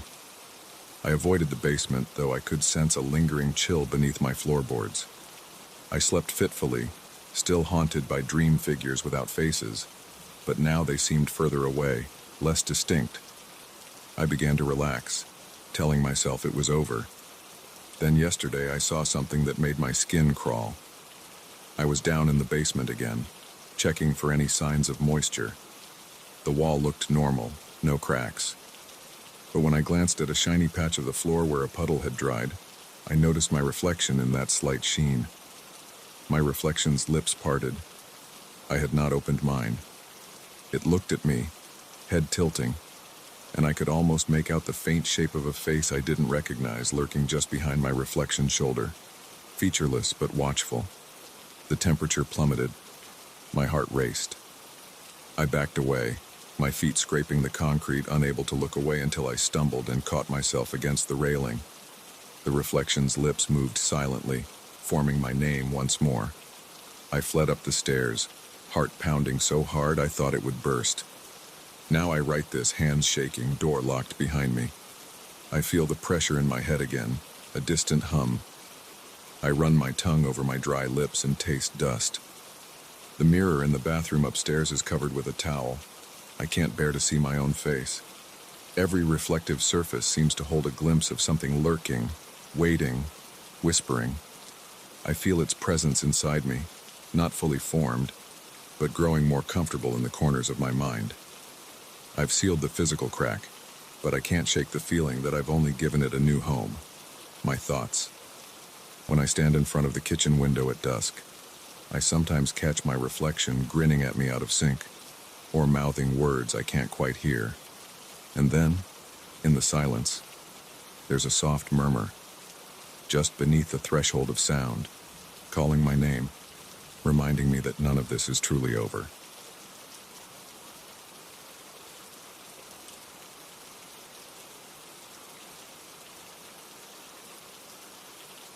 I can't say how long I've been stumbling around in this damned mist, but I know it's longer than it should be.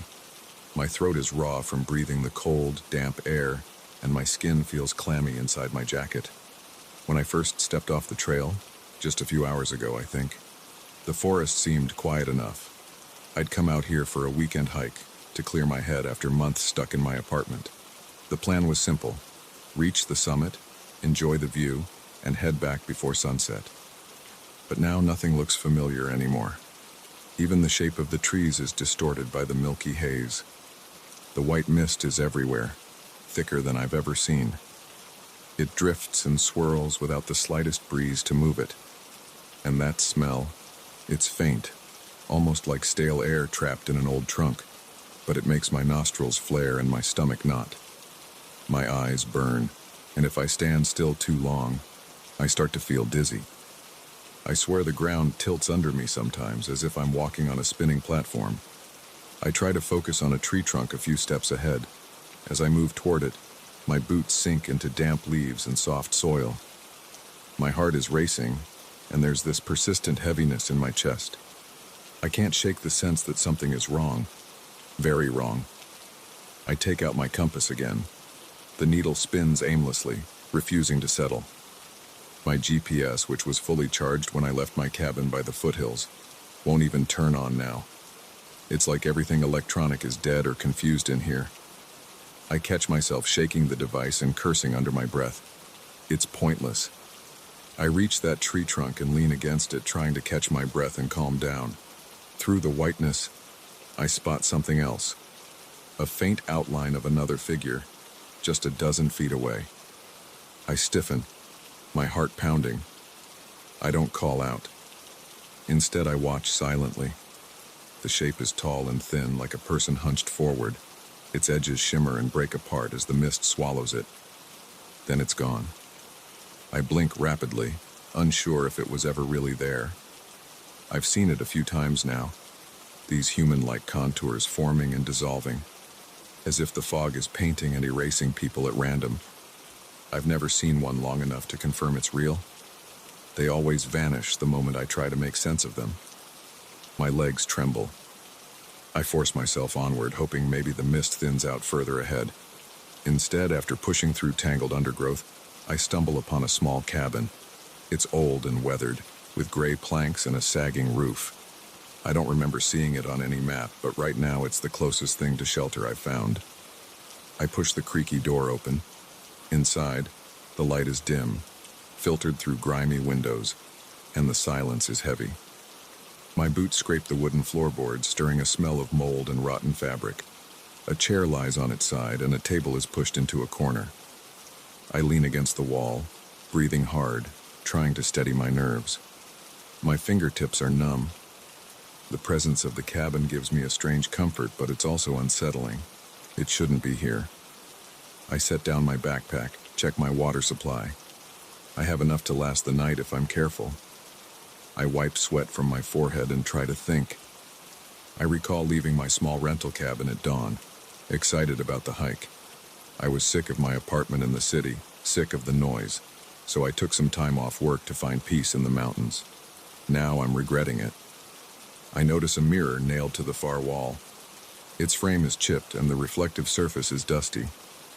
As I approach, I can't see my face clearly, just my silhouette against that murky glass. I raise a shaky hand and wipe the surface with my sleeve. The reflection sharpens slightly, and for a moment I think I see something behind me. A pale form drifting outside the window. I whirl around. Nothing's there. When I look back at the mirror, all I see is my own frightened expression and the dim cabin interior. On a small shelf, I find a handful of papers, faded and curled. They look like journal entries or survey notes. I recognize a few words: fog, impossible readings, compass spinning, voices at night. My heart sinks. Someone else has been trapped here. I flip through them quickly. The handwriting grows frantic, letters slanting, ink smudged. No date, no signature. Just scattered complaints and observations. No instructions on how they escaped, if they escaped at all. I hear something outside, a soft, low hum. It might be the wind, but there's no rustle of leaves, no sway of branches. It sounds more like distant voices singing a droning chant. I press my ear to the door. The sound fades, then swells again, beckoning me. My skin prickles. They want me back out there in the mist. I swallow hard, remember the strange shapes I saw.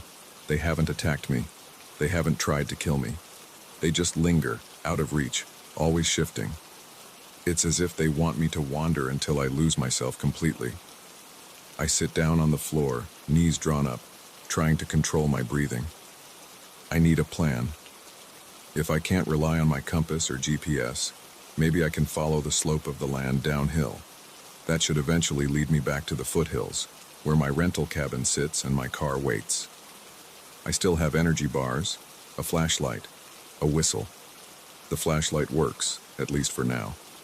I click it on, shining it around the cabin. The beam falls on the mirror again. I swear, for a split second, I see movement inside it, like the reflection of someone passing behind me. I leap to my feet and swing the flashlight around. Nothing but old wood and broken furniture. I can't stay here. The cabin walls feel too close. My breath is shallow. I grab my things and step outside again. The mist greets me with a clammy embrace. The humming voices are quieter now, distant but insistent. I pick a direction, aiming downhill, and start moving carefully. With each step, the undergrowth clutches my ankles. I slide on wet leaves, catch myself on a branch. My heart is thudding in my ears. A shape emerges to my right, tall, featureless, and impossibly still. I shine my flashlight on it. It evaporates. I stagger back, nearly dropping the light. The chanting grows louder, impossible to pinpoint. I press on. Minutes stretch. The white vapor clings to my eyelashes. I feel nauseous, dizzy. My vision blurs. I'm sweating, then shivering, then sweating again. My ears pop, and I shake my head to clear it. Still, I move forward, step by step. I stumble on a fallen log and decide to rest. I can't keep going blindly. My muscles ache. I tilt my head up, but there's no sky, just endless whiteness. Did I take a wrong turn again? The chanting fades, replaced by silence. I feel like I'm sinking into a vast emptiness. I bite my lip, taste coppery blood. The pain helps me focus. I rummage in my backpack, find my whistle. I blow it twice, sharp and loud. The sound is swallowed by the fog, returning as a weak echo. No answer. I close my eyes, try to recall the map. The cabin where I started this morning was 2 hours from the main road. The trail was marked clearly. If I head southeast, I should eventually find the river. But which way is southeast now? My compass is useless. I check it again, still spinning. I try the GPS once more. Dead. My phone, signal gone. I'm trapped in a bubble of confusion. Suddenly I hear steps behind me. I jump up, my heart hammering. I swing the flashlight, illuminating nothing but swirling mist. Still, I feel it. Something old, ancient maybe, passing nearby. The hair on my neck stands up. I think of the journal pages in the cabin. They mentioned voices and impossible readings. Maybe this fog is not natural. Maybe it's something that's been here for centuries, luring travelers off the path and keeping them lost. It doesn't kill. It just keeps you wandering in panic, forever. I won't let that happen. I grit my teeth, force myself forward. The ground slopes downward slightly, so I follow that incline. I whisper to myself, "Keep moving, keep moving." My voice cracks. I focus on each footstep. Every now and then I see those outlines, human-like figures that appear and vanish in my peripheral vision. I refuse to look at them directly anymore. They want me to panic, to run in circles. My flashlight begins to dim. My throat tightens. I pick up my pace. The mist grows thicker, pressing on my eyes. Then I remember the mirror in the cabin and the vague reflection of a figure standing behind me. Was that thing inside too? Is it inside me now? I feel a sharp pain in my chest and gasp, stumbling forward. The chanting returns, louder, like a distant choir calling my name. They want me to listen, to turn around and follow them back into the heart of the fog. My teeth chatter. I shout, "Leave me alone." My voice sounds ridiculous, muffled. The chanting doesn't stop. Instead, it fractures into whispers that seem to come from inside my own head. I swat at the air, nearly drop my bag, and force myself onward. My palms are clammy. I'm trying to ignore the growing certainty that I've been walking in circles, that the cabin might be behind me now or in front of me, or gone altogether. Time blurs. Eventually, I see something that makes my heart leap. A faint break in the mist. It's subtle, but the whiteness seems thinner ahead. I lurch toward it, pushing through a thicket of branches that scratch at my coat. My breathing is ragged. Step after step, the air clears slightly. I stumble onto a familiar slope. Yes, I've seen this kind of rock formation before. This must be near where I started. I'm not sure, but I cling to that hope. I check my compass again. The needle still spins, but a bit slower now. I try my phone. A faint beep, but no signal. At least it's not entirely dead. I exhale, struggling to calm the trembling in my limbs. The chanting fades behind me, but it's still there, waiting. I can feel it on the back of my neck. They haven't gone. They're just letting me think I'm safe. I walk another 10 minutes and recognize a fallen pine I passed early in the morning. Relief surges through me. I'm almost out. My head still pounds, but the dizziness lessens. I hurry toward what I believe to be the correct direction. Behind me, I think I hear my whistle's echo, like someone else blowing it. I refuse to turn around. When I finally break free of the thickest part of the mist, I collapse near a large boulder. There's more color in the world now, the green of moss, the brown of earth. The oppressive whiteness is retreating, though tendrils still linger at the edge of my vision. I want to laugh and cry at the same time. My body aches, and I'm soaked in sweat. I look at the screen of my phone again. The battery icon returns, flickering. The compass on my watch wobbles, but tries to point somewhere. I'm not safe yet, but I'm closer. I get up and take a few steps, then glance at the reflective glass of my watch. Inside that tiny reflection, I see my face, pale and haunted. And behind it, just at the corner, something shifts, a faint outline drifting in the trees. My heart nearly stops. I jerk my arm away, breathing hard. The shape in the watch's reflection is gone. But now I know it's still with me. Even out here, away from the worst of that mist, the presence clings on, lurking in reflections. I can't be sure it's not following me back to my rented cabin, back into my life. As I limp downhill, I keep checking over my shoulder, waiting for those whispers to start again. I have escaped the thick of it for now, but I feel it inside my bones, like a stain that won't wash out. I know I'll never trust my compass the same way again. I know I'll always keep an eye on my reflections, looking for a flicker of white behind me. The mist doesn't need to kill. It just needs me to remember that it's still there, waiting. And I do. I will never forget.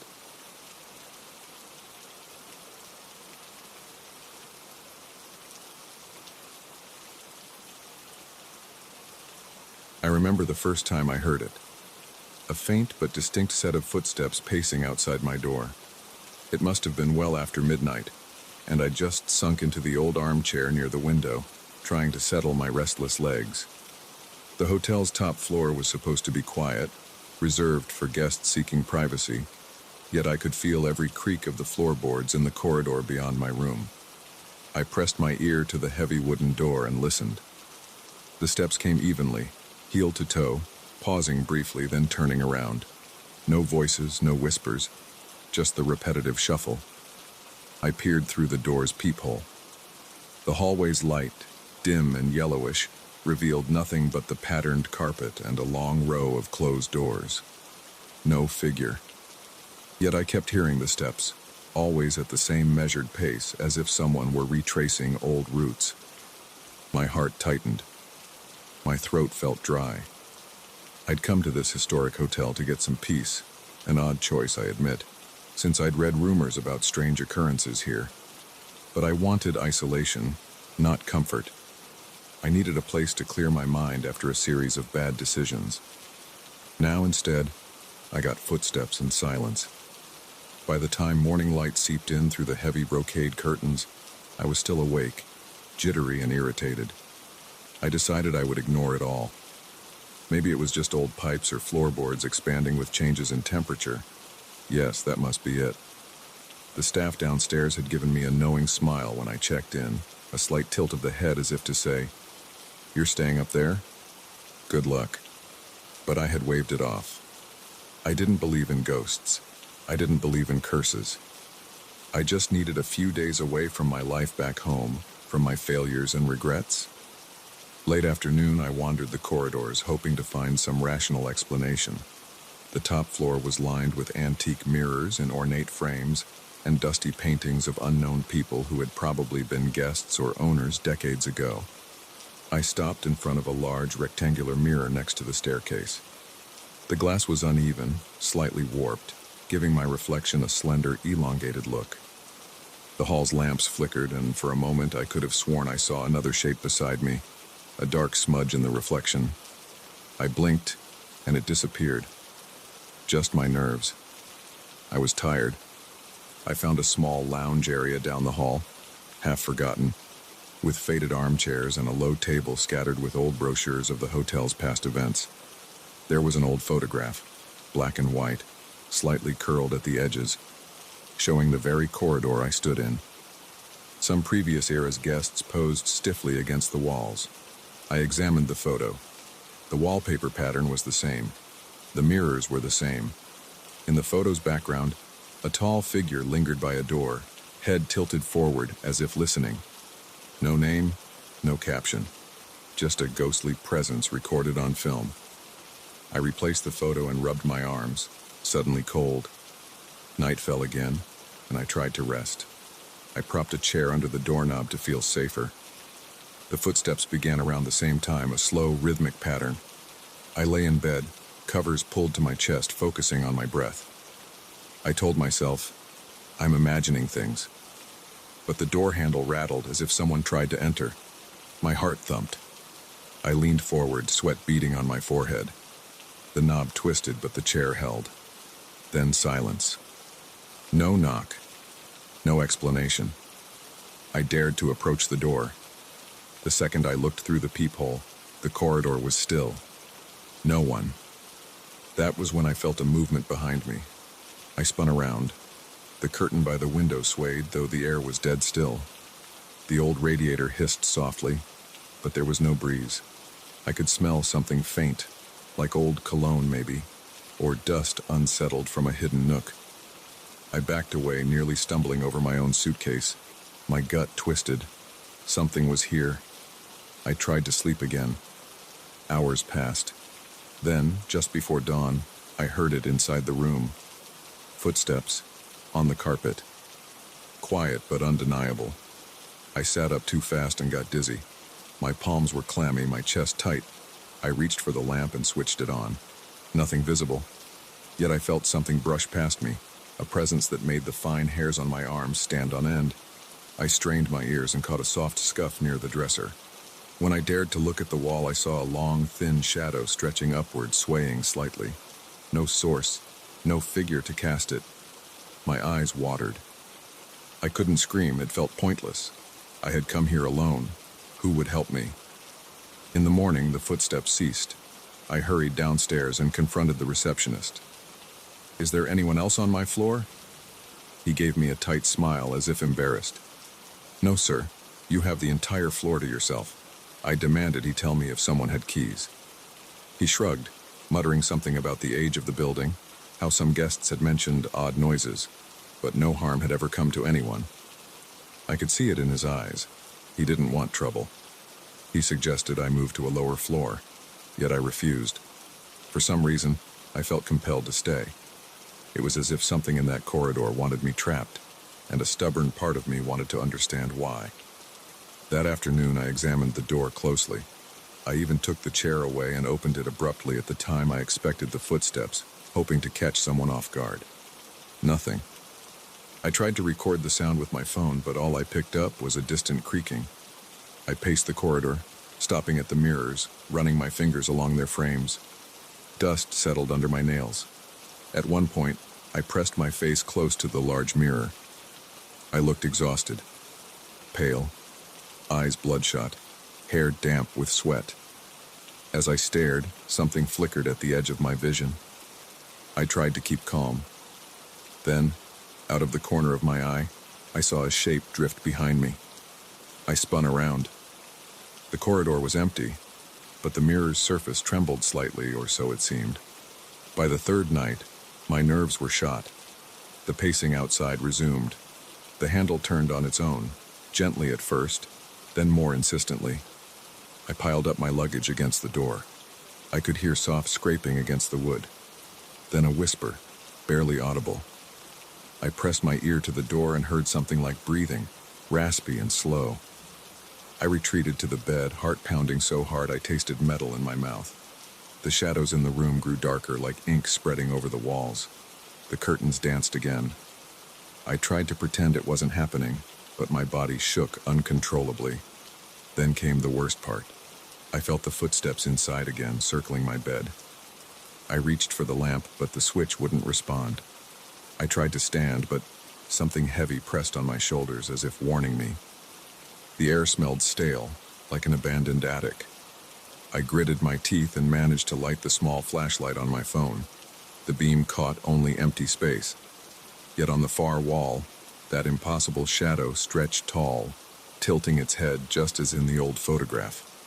I pleaded aloud, "Leave me alone." My voice cracked, my throat burned. There was no answer. Still, I sensed a kind of patience in the silence, as if it were waiting for me to submit. My mind raced. Could I run out of here? Could I just abandon the room, the hotel entirely? But as I approached the doorknob rattled violently, and I heard that same rhythmic pacing in the corridor. It was as if the presence wanted to keep me from leaving, locking me in a loop of fear. Determined, I grabbed a sheet and flung it over the largest mirror in the corridor, hoping that would help. But as I stepped back inside, the footsteps followed, almost amused. I dragged a chair under the knob again, breathing hard. I kept wiping sweat from my face, my stomach knotted. The more I resisted, the stronger its hold seemed to grow. When I leaned against the door, I realized I was trembling so badly I could barely stand. At some point near dawn, delirious from lack of sleep, I tore open the dresser drawers. Inside, I found old stationery, a letterhead from the hotel's early days. There, written in neat cursive, was a guest's note. "I cannot leave this room. He walks the halls every night, and when I look through the mirror, I see him behind me." My skin crawled, so I wasn't the first. This had happened before, decades ago. I realized this presence thrived on being noticed. It didn't want to kill me. It wanted to keep me trapped in terror, each night the same, each dawn a retreat. I tried to steady my breath. My heart hammered against my ribs. I stood before the covered mirror in the corridor, yanked off the sheet and stared directly at the glass. For a long, nauseating moment, I saw a tall silhouette standing behind me, leaning forward, fingers hovering near my shoulder, its shape distorted by old glass. I blinked and the corridor was empty again. But I knew it was there, waiting, always waiting. I stumbled back into my room, slammed the door, and braced myself against it. Morning light seeped in, and for a moment I could breathe. My body felt drained, as if I'd been running marathons all night. I decided to leave this place no matter what. I packed my things quickly, ignoring the tingle at the back of my neck. But as I reached the threshold, the doorknob seemed to jam. I pulled harder, the wood groaning. Finally, it opened. The corridor was still. I nearly ran to the elevator, dragging my suitcase. In the old mirror beside the elevator doors, I caught my own reflection. I looked haggard, a man changed by one sleepless terror after another. But as I leaned forward, trying to adjust my collar and steady my nerves, I noticed something. My reflection's eyes seemed darker, its posture slightly different. And behind that reflected version of myself was a faint, familiar outline. The tall figure. It hovered there, just at the edge of sight, as if it had climbed inside me, or lingered so close that I'd never truly be alone again. With a ding, the elevator arrived. Before I stepped in, I glanced back at that mirror. My breath caught. My reflection smiled faintly, an expression I swear I did not make. My stomach twisted and I stepped back, nearly toppling my suitcase. The corridor fell silent, but in my ears I still heard the pacing footsteps, the steady tread of something that refused to let me go. I left the building soon after, but even as I walked away, I could feel an odd tension in my muscles, a lingering stiffness in my shoulders. Later, I checked my reflection in a store window and thought I caught a shadow at my back, impossibly tall. I looked again, and it was gone.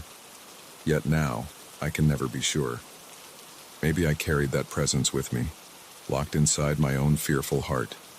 Maybe I will always feel that gentle pressure on the doorknob, that quiet pacing in the hall, and see that distorted shape hovering in every reflection, waiting to be noticed again.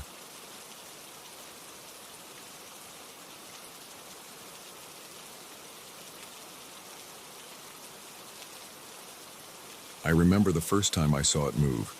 Just a slight shift, a subtle bend at the waist.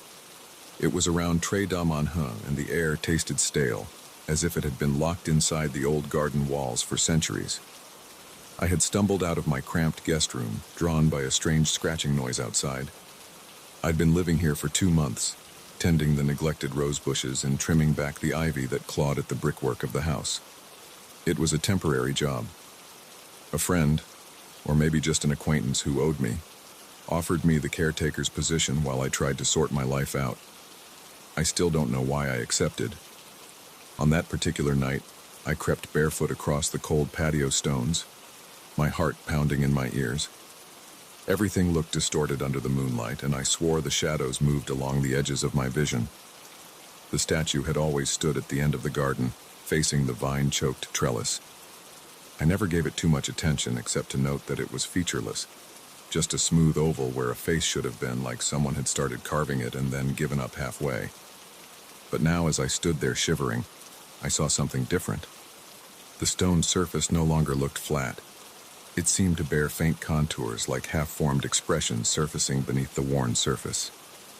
I took a hesitant step closer, rubbing my arms, trying to chase away a creeping chill that had nothing to do with the temperature. I leaned in, straining to see, and that's when I realized it had a face. Or rather, it was struggling to have one. In the weak moonlight, I glimpsed indistinct features: an old man's furrowed brow, a pair of hollow cheeks, then the suggestion of a curled lip as if sneering at me. I blinked and the features shifted, turning into the strained, tearful visage of a woman. My stomach clenched and I stumbled back, nearly tripping over a gardening shovel left leaning against the shed. The statue didn't move while I watched it directly, yet I had this overpowering sensation that when I looked away it might lean forward again. I tried to steady my breathing, pressing a hand to my chest. The night was dead silent except for my own ragged inhalations and the faint rustle of leaves. The next morning I convinced myself I'd been half dreaming.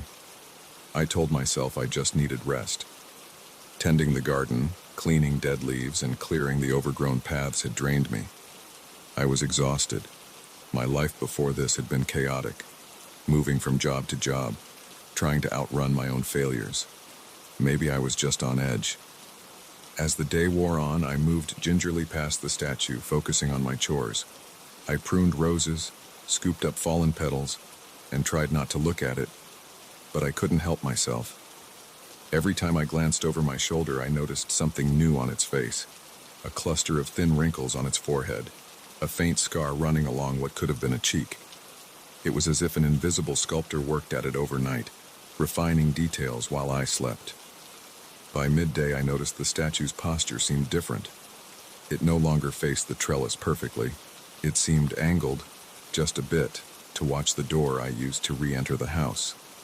I shook my head, sweat trickling down my temples. I told myself I was imagining it. But later, as the sun dipped and the light turned gold, I found myself lingering by the window in the living room, staring out. I'd found a small hand mirror in a drawer earlier that week, just an old tarnished thing someone left behind. Using it, I angled my line of sight from inside the house, checking if the statue would move when I wasn't looking directly. I held my breath, waited. Nothing happened, but something about its stance felt heavier, as if it leaned forward just a fraction more, ready to whisper secrets into my ear.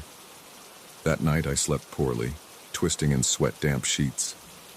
The room smelled musty, a blend of old wood and dusty fabric.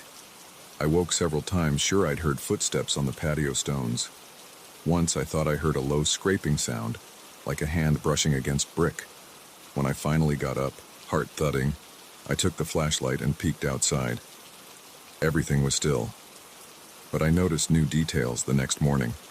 The statue's face had changed again, now a gaunt expression, lips parted as if silently calling me.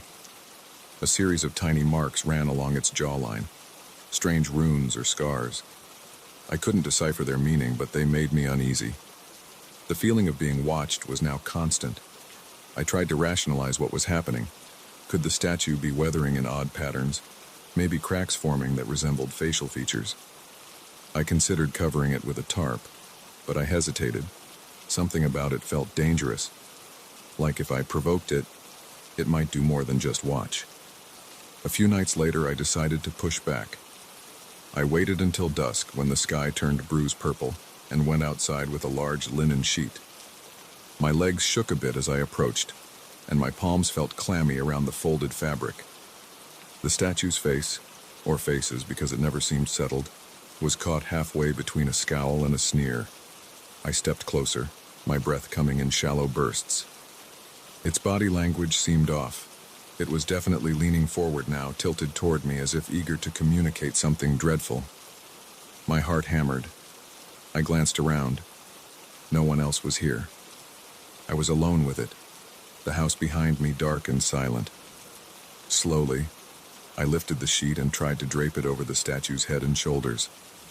My fingers brushed the stone's surface, and it felt oddly warm, like it had been sitting in the sun, even though the air was cool. For a second, I thought I felt it shift beneath my hand. I gasped, pulling away, and the sheet slipped off. I stumbled back, nearly tripping over a rake. My skin prickled all over. I tried again, but I couldn't make myself touch it. Something in me screamed that making direct contact was a mistake. That night was a storm of half-formed nightmares. I woke up more than once, heart pounding, convinced I heard whispering through the window. But the wind had picked up outside, and branches scraped the walls like fingernails.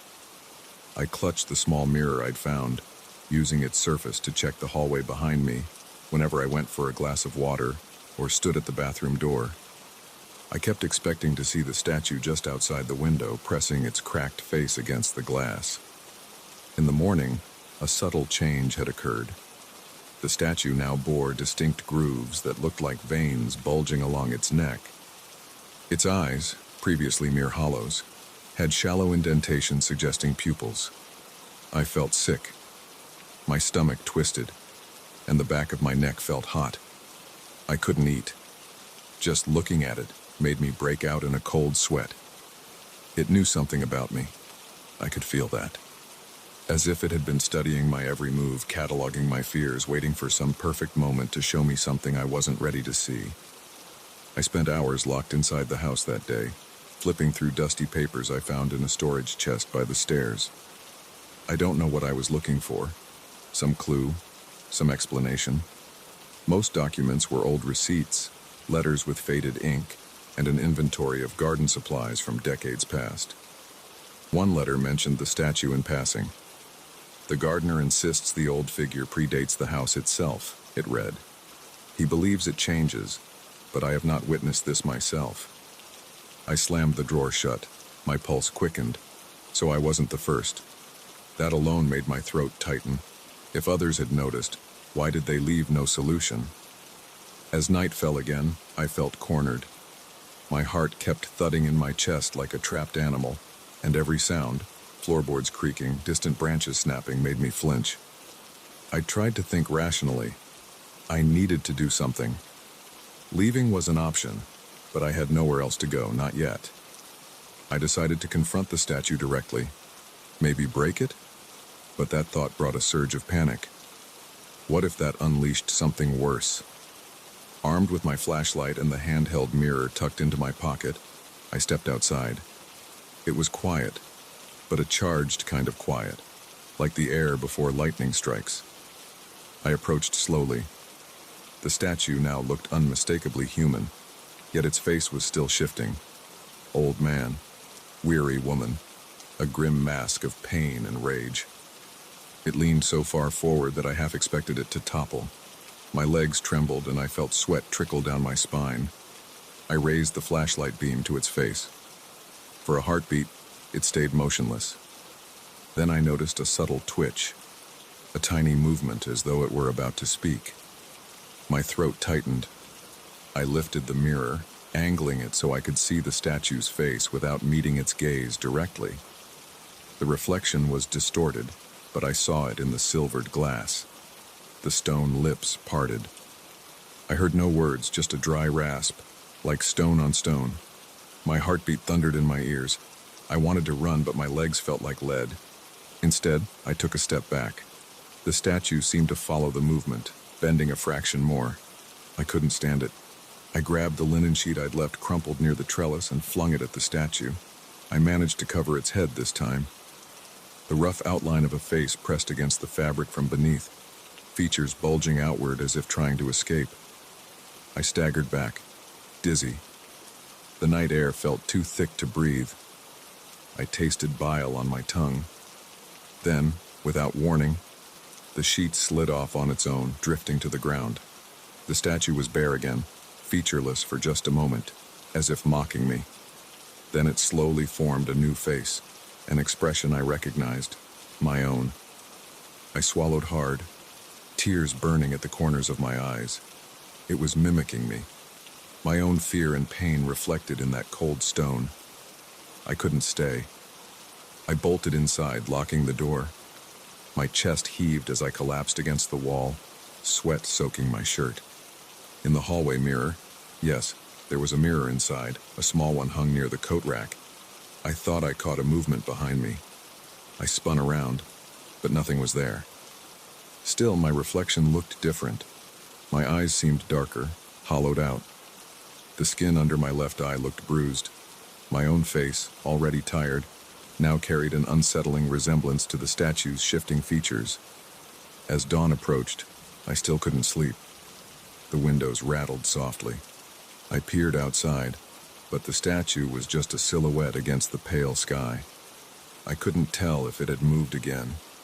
My stomach twisted as I considered the future. I would leave soon, maybe tomorrow, I told myself. This job wasn't worth my sanity. But just as I turned away, I caught a glimpse in the mirror on the hallway wall. The reflection showed the statue standing closer to the house, impossibly close, right beneath the window. I swore it was inches from the glass, leaning in. My heart jolted, and when I looked outside directly, it was back at its original spot. The reflection, though, lingered in my mind, seared there like a brand. Now, even as I try to calm myself, I know I won't rest. My eyes play tricks on me. My skin feels tight and feverish. When I glance quickly into any reflective surface, window panes, the steel doorknob, the small hand mirror, I think I see its face behind mine, carved with impossible detail. The scars, the marks, the shifting eyes. It's learned something about me, and it's not done. The danger hasn't passed. Every reflection, every glance over my shoulder tells me the same thing. It's waiting, and it's closer than ever.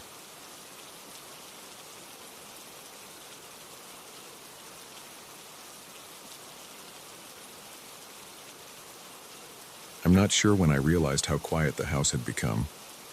Maybe it was during one of those flickers of light when the overhead lamp buzzed and dimmed, leaving me blinking in semi-darkness. I stood in my grandfather's old study, one foot half wrapped in the edge of the worn rug, holding the pocket watch he'd left me. The watch felt heavy in my hand, colder than it should have been, its chain dangling lifelessly. I'd tried 3 times now to adjust it, but it wouldn't budge from exactly 3 o'clock. The hands stood rigid, mocking me with their stubborn stillness. I swallowed hard. The air tasted stale, as though the windows hadn't been opened in decades. The dark wooden walls seemed to press inward, the silence heavy and claustrophobic. I remember the day I moved into this creaking old place, my grandfather's house. I inherited it after he passed, and though I'd always found it eerie, I never expected something like this. But now, with the watch clasped in my palm, each breath I drew felt more difficult than the last. I tried to ignore the goosebumps that crept over my arms and neck. I turned the watch over. Its ornate casing bore strange geometric patterns etched into the metal, circles interlocked with triangles and lines I couldn't decipher. I pressed the small button at the top, expecting the cover to pop open smoothly. It stuck for a moment, then gave way with a click. Inside, the watch's face shone back at me. It was oddly reflective, like a tiny silver mirror set behind the motionless hands. Just seeing my distorted reflection made my stomach twist. Then the temperature dropped further. My breath misted in front of my face. I heard a whisper, faint, almost impossible to catch. It slid beneath my hearing like a blade beneath skin. My heart fluttered. I glanced around the study, the old oak desk, stacks of yellowed papers, the musty chair. Nothing and no one else. Just that voice, a half syllable of something dark and distant, lingering in the corners. I stepped back into the hallway, fumbling for the light switch. The corridor lamp flickered pathetically, casting jittery shadows along the peeling wallpaper. My pulse hammered in my ears. I touched my forehead with my free hand, felt the cool sweat forming there. Something was deeply wrong, and I knew it. But what could I do? This was my home now. I had nowhere else to stay, not tonight at least. And if I left, where would I go at this hour? I closed the watch with a snap, hoping it would help. The temperature rose a degree, maybe just in my mind. I turned toward the living room, intending to sit down, collect my thoughts, maybe make some tea. As I stepped through the doorway, I stumbled. My vision blurred, and suddenly I was standing in front of the cold, dark TV set. But how had I crossed the room so quickly? I blinked, disoriented. Had I blacked out for a second? I glanced at the wall clock. It read 9:12 p.m. I checked my phone. 9:14 p.m. Close enough. I sighed, pressed the watch between my palms. It remained at 3 o'clock. I tried not to think about it too much, tried to be rational. It was just a broken watch, right? A family heirloom that hadn't worked in decades, but why did I feel the hairs on my neck standing on end? I sat on the sofa and forced myself to inhale slowly. In, out. My lungs still felt squeezed. The silence thickened until I heard the faint creak of floorboards overhead. I knew no one was upstairs. The attic was empty, just old junk and boxes. Yet I heard footsteps, soft, deliberate steps. My chest tightened and I shot to my feet. The watch's chain clanked against the coffee table as I set it down, determined to investigate, to prove to myself that nothing was there. I climbed the stairs, my throat dry, each step slower than the last. The attic door was at the end of the hall. I reached it, hand trembling on the knob. The metal felt like ice. I pushed it open, squinting into the darkness. Dust motes swirled in the faint light from the hallway. I pulled the chain of the old bulb hanging from the rafters. The bare light flickered, but at least it stayed on. Boxes, trunks, old lamps, and my grandfather's ancient tools sat in silent disarray. No one here. Of course. I listened carefully. Nothing but my heartbeat. The attic smelled of mold and old varnish. I turned to go back downstairs when something caught my eye. a small leather-bound notebook, half tucked behind a wooden crate. I picked it up. Its cover bore the same strange symbols I'd seen on the watch's casing. I flipped through pages scrawled in my grandfather's neat handwriting. Words jumped out: stolen time, cycles, trapped in 3, watch demands. My chest constricted. I snapped the notebook shut. The light sputtered. Suddenly I felt dizzy again. The world tilted. The bulb dimmed to darkness, then flared painfully bright. I stumbled forward, leaning against a trunk. When I regained my balance and opened the attic door, the hallway was darker than before. My phone screen said 10:25 p.m., but it felt like I'd only spent a minute or two upstairs. Did I lose nearly an hour?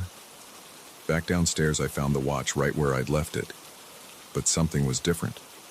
My arms felt numb, as if they'd fallen asleep. Rolling up my sleeves, I saw faint marks etched into my skin, shallow geometric lines like the patterns on the watch. They didn't hurt. They didn't bleed. They were just there. Panic gnawed at my stomach.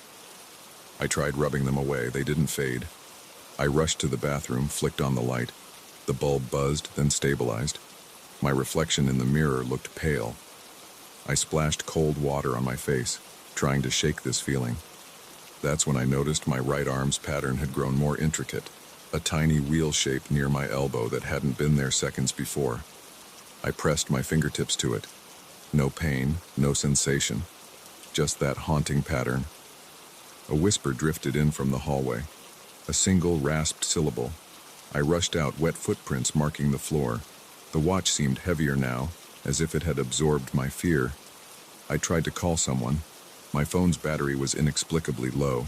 The call wouldn't connect. Outside, the wind howled. The windows rattled, but no light came through the curtains, just a dull, moonless darkness. I spent the next hour, or what I thought was an hour, trying to reason this out. I heated water for tea, only to find the kettle cold again when I reached for it. Time kept slipping. One moment I was lighting a candle in the kitchen. The next, I was standing in the hallway with the candle burned halfway down and dripping wax onto my hand, though I felt no pain. Every time I checked the watch, it remained at 3 o'clock. Every time I tried to open it, I hesitated. The last thing I wanted was to confront that mirrored face. Still, I needed answers. Maybe if I looked closer, I could figure out what was happening. Eventually, I sat at the desk in the study, the notebook beside me, and forced myself to open the watch again. The tiny door creaked. Inside, I saw my reflection, distorted and pale, eyes wide and desperate. But behind my reflection, I could have sworn there was another face, thin, angular, its eyes like hollow clock hands. I gasped and slammed the watch shut. The lamp overhead flickered, then went out. In the darkness, the whispers grew bolder. They hissed inside my ears, slipping under my thoughts. The temperature plunged. My breath came in ragged gasps. I reached for the desk lamp's chain, praying for light. When it flickered back on, I found myself holding the watch again, my fingers trembling. The patterns on my arms had spread across my shoulders now, faint lines running toward my collarbone. I wanted to scream, but I held it in, swallowing the panic. I had to do something. I had to get rid of this cursed object. I stood up, stumbling through the corridor, nearly knocking over a vase. I headed for the front door. My intention was clear. I'd toss the watch outside, bury it in the garden, throw it into the street, anything to break its hold. But as I neared the door, the latch jammed. I pulled, twisted, shouted at the empty hall. The whispers mocked me. My ears rang. The door wouldn't budge. My heart raced. I turned to the window, tried lifting it. Stuck. The house was sealed. I cursed under my breath, pacing the living room as the light overhead flickered again. Each flicker cost me a moment in time. Each heartbeat felt slower, as if the watch were twisting the seconds at its will. What if I smashed it, destroyed it entirely? I found my grandfather's old hammer in a kitchen drawer. With shaking hands, I set the watch on the dining table and raised the hammer. The moment the hammer's head swung down, the lights died. In that blackness, something cold wrapped around my wrist. I froze. When the lights fluttered back, I stood empty-handed. The watch was gone from the table. The hammer lay on the floor. My arms were now covered entirely in those patterns, beautifully intricate and terrifyingly alien. My breathing came in shallow bursts. I had to face this thing, whatever it was. I stumbled back to the study. The notebook lay open now, though I didn't remember leaving it that way. One phrase stood out. To escape its cycle, face the reflection and deny its claim. So I opened the watch again, gripping it tightly. I forced my eyes onto that tiny reflective surface. I saw my face twisted with fear. And behind it, faint but visible, the other presence, like a silhouette trapped behind glass. I clenched my jaw, tears in my eyes. "You can't have my time," I whispered. My voice cracked, but I repeated the words, louder. "You can't have my time." A sudden jolt struck me as if static electricity had surged up my arms. The lights flickered madly. I felt a nausea so intense I nearly collapsed. Then abruptly, everything grew quiet. The lamp glowed steadily. The air warmed. I stood there, panting, sweat trickling down my back. The watch still read 3 o'clock, but I sensed a subtle shift. Those patterns on my arms started to fade, just slightly. I closed the watch and set it down on the desk, breathing hard. My legs wobbled as I staggered into the hallway. I flicked the front door latch again, and this time it gave way. A gust of cold night air rushed in. I stepped out onto the porch, sucking in the fresh air. But something still felt off. Before leaving, I took one last look at the watch's face through the study window, its surface faintly reflecting me at the door. For a heartbeat, I swore I saw that hollow-eyed shape hovering behind my reflection again, smiling thinly, as if waiting.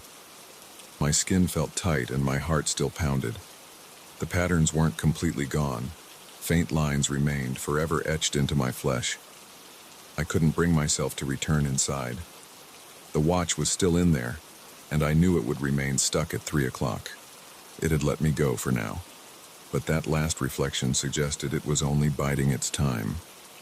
And as I closed the door behind me, I felt a lingering chill crawling under my skin, reminding me that whatever lived inside that ancient pocket watch had no intention of letting me escape forever.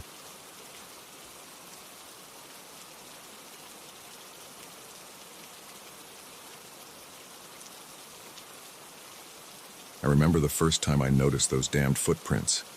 It was late afternoon and the light in the basement was already dimming. I had taken a break after hours of packing old boxes and sweeping dusty floors. My throat burned from the stale air, and every breath carried the taste of mold. I was leaning against the wall, rubbing my tired eyes when I saw them. Wet prints, clinging somehow to the ceiling beams, as if someone had walked upside down through the dust and dirt. My heart gave a jolt. I straightened and blinked several times, trying to convince myself that it was just a trick of the low light. But no matter how hard I stared, those prints remained, glistening faintly, their edges uneven, as if formed by something cold and alive. My neck ached as I looked up, the angle awkward. For a moment I stood there, silent, not daring to move. I could feel my pulse thudding behind my ears. This house belonged to my family for decades, though I hadn't set foot in it for years, not since I left it behind for a cramped apartment in the city. I returned only because my uncle asked me. He was too old now, wanted the place cleared out so it could be sold. I never liked this house. It was too large, too quiet. Every corner seemed to hide some unpleasant secret. The basement especially always made me uneasy. But I never imagined finding something like this. I crept closer, my boots scraping over the concrete floor. There was a faint smell I couldn't identify, something sharp and mineral like damp stones. I could just barely see the footprints clearly, a series of ovals, almost shoe-shaped, but not quite. The toes were pointed in a strange direction, and I swear I felt a chill radiating from them. I reached up, trembling, and touched the wood beam where one mark was darkest. My fingertips came away moist, as if dipped in icy dew. A shiver ran down my spine. I stepped backward, careful not to disturb anything else. There was no one here but me, and the door to the basement was locked from the inside. If someone had been here, I would have heard them. How could these footprints appear on the ceiling? The logic of it made no sense.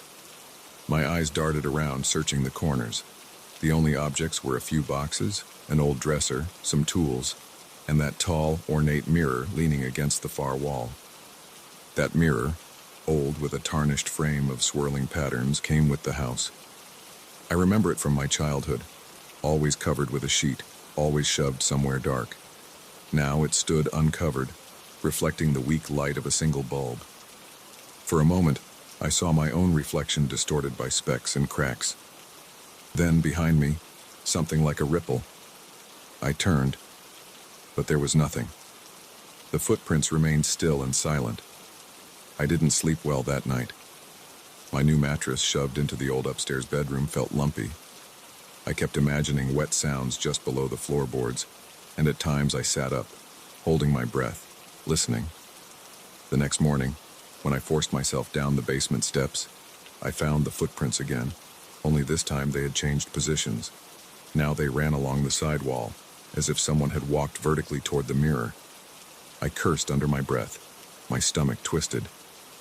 I ran my palm over my stubbly chin, trying to think logically. Maybe water was seeping through cracks, forming patterns as it dried. But why these shapes, and why always changing places? I knelt and examined them closely. Still moist, still chilling to the touch. They seemed to be leading me closer to the mirror. Over the next few days, I tried to work as normally as possible. I moved boxes upstairs, sorted old family documents, stacked furniture to be taken away. But I kept checking the basement. Every morning, the footprints would be somewhere new, on a beam, on the opposite wall, sometimes even looping in a bizarre spiral. Each time, they looked fresh, as if just formed. Each time, that strange mineral smell hung in the air, and each time the mirror caught my eye. I noticed that whenever I approached it, my reflection seemed slightly off, my movements delayed by a fraction, or the angle skewed, as if the world behind the glass didn't match mine. On the fourth day, I tried an experiment. I brought a thick plastic tarp and covered the mirror completely. I hammered a small nail into the beam and hung a dusty old quilt over it, just to be sure. Then I swept the basement floor, letting the dust settle, trying to ignore the clammy feeling that crawled up my arms. After that, I locked the basement and went to town to run some errands, convinced that I'd stop this nonsense once and for all. When I returned that evening, I found the tarp and quilt tossed aside, crumpled in a corner. The footprints were on the ceiling again, but now they formed a trail that zigzagged, as if frustrated. My breath caught in my throat. My heart drummed so loudly I could barely hear my own thoughts. I snapped the overhead light off and on, but nothing changed. The mirror stood there, uncovered, reflecting me standing rigid at the bottom of the stairs, a faint sheen of sweat on my forehead. I wanted to run. Every muscle in my body screamed for me to leave this place, to just walk out and never come back. But I needed money from selling the house, and I had promised my uncle I'd finish the job. Besides, there was a gnawing curiosity in me now, some desperate need to understand what was happening. Maybe something wanted to communicate with me. Maybe these impossible footprints were some code, a pattern I was meant to decipher. So I watched them more closely. Each day they rearranged, forming shapes I couldn't quite identify. Sometimes they looked like arrows pointing toward the mirror.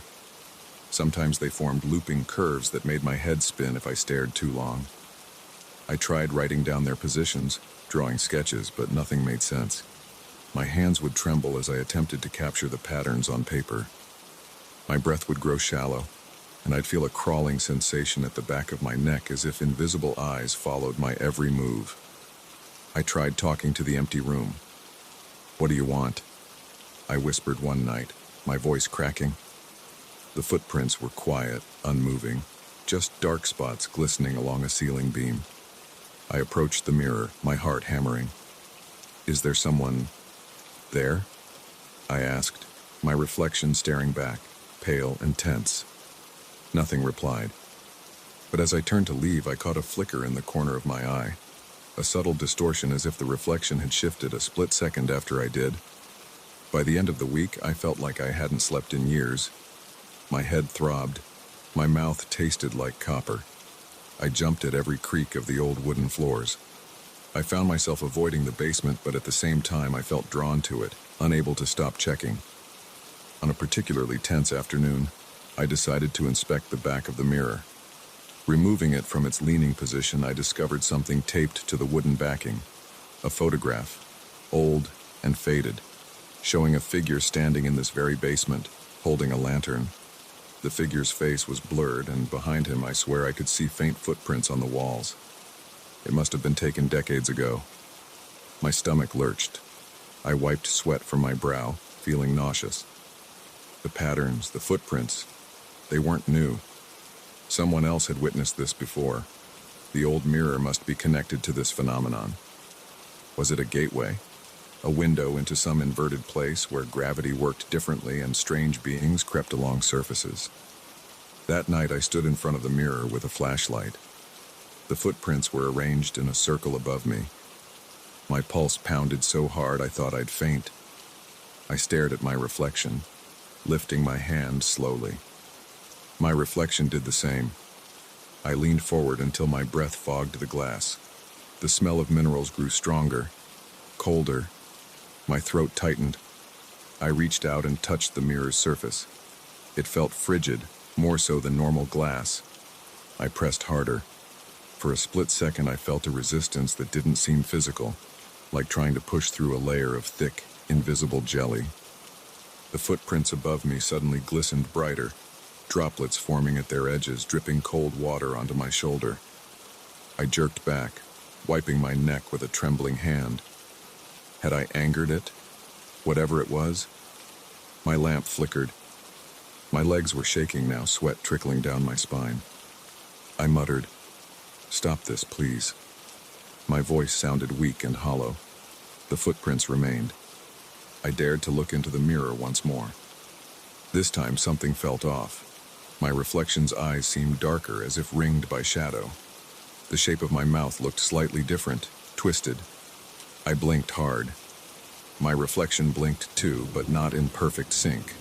There was a delay, a subtle lag. My gut clenched and I stumbled backward, nearly falling over a pile of old books. I couldn't stay here. I needed to leave the basement, maybe call someone, though who would believe me? No one had died. Nothing was broken, but I was losing my mind down here. I had to do something drastic. Gathering my courage, I seized the quilt from the floor and approached the mirror again. My hands shook so violently I could barely hold it. I wanted to cover the mirror and drag it out of the house, but as I reached up, I felt something icy graze my forearm, like a cold fingertip. I gasped and jumped back, shining my flashlight wildly around. Nothing. Just me and my silent tormentor. The footprints began to shift. Before my eyes they moved, as if seeping along the wood, forming a long line that stretched toward the corner where the mirror stood. My breath came in short bursts, my heart on the verge of bursting. I had to decide. Either run now and never look back, or face this thing head on. I thought of my uncle, of my promise. I thought of the photograph. Someone before me had encountered this. They had left that photo as a warning, or maybe as a clue. Teeth clenched, I lunged forward and threw the quilt over the mirror. The fabric clung there for a second. I pressed my palm against it, holding it tight. The air in the basement grew colder, making my joints ache. I felt a rattling beneath my hand, as though something on the other side of the glass was trying to push through. My vision blurred with tears. I pressed harder, praying silently that it would stop. Then, suddenly, silence. The rattling eased. The chill subsided a fraction. I stepped back, trembling, tears streaking my face.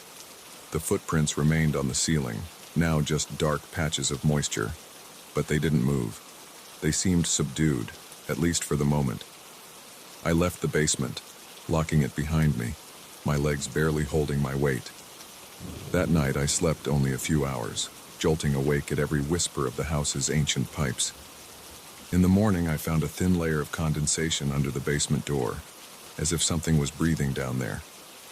My reflection in the hallway mirror looked hollow-eyed. and I swear my eyes were beginning to resemble those I saw in the basement mirror, darker, slightly out of sync with my movements. I'm packing my things now. I've decided to leave this house for good, even if I break my promise. I can't sell it. Who would buy a place like this anyway? As I walk past the stairwell, I hear a faint drip, drip, drip. I know if I open that door, I'll see new patterns of footprints, maybe even handprints, forming impossible trails across the walls and ceiling. I know the mirror waits there, covered but never truly contained. Before leaving, I take one last look at the small mirror in the front hallway. For a second, I could swear my reflection stands at a slightly different angle, its head tilted as if listening to something I can't hear. My stomach clenches. I run my tongue over my dry lips. I don't dare linger. I know what I've seen. I know the danger isn't gone. It's just waiting. The next time I come across a reflection, I might see those footprints behind me, or feel that icy presence lingering at my shoulder. And if I ever do return, I'll find that old basement mirror waiting, its hidden world ready to spill over into mine.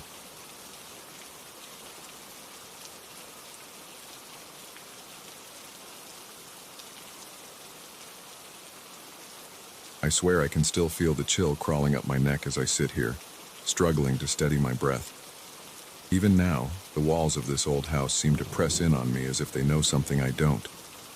I've been living here alone for a few weeks, ever since my aunt passed away and left the place in my name.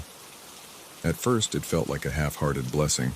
The house was old and heavy with silence, but I figured I could fix it up, sell it, move on. No one else seemed interested in it anyway.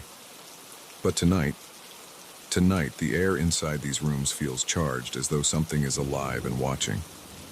I'm in the upstairs hallway by the attic door, holding my breath. I can't help but think back to earlier this evening when I found that mask, the one made of pale ceramic with its blank white face and faintly visible brushstrokes around the eyes. I remember the exact moment I touched it.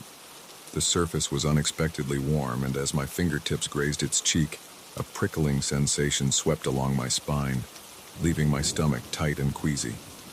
I found the mask in a battered cardboard box tucked behind an old wardrobe in the attic.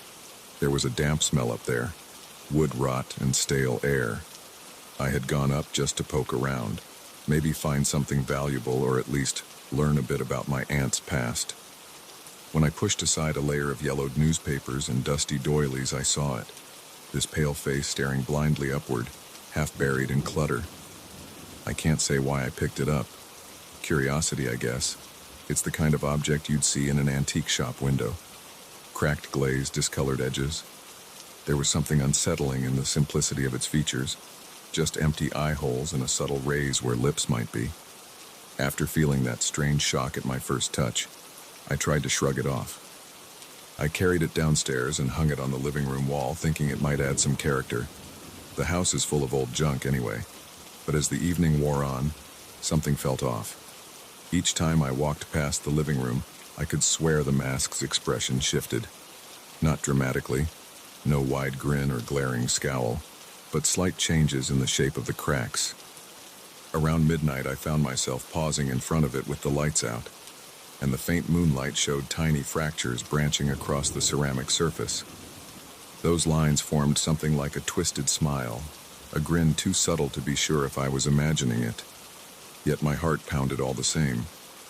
I decided I'd had enough of that feeling.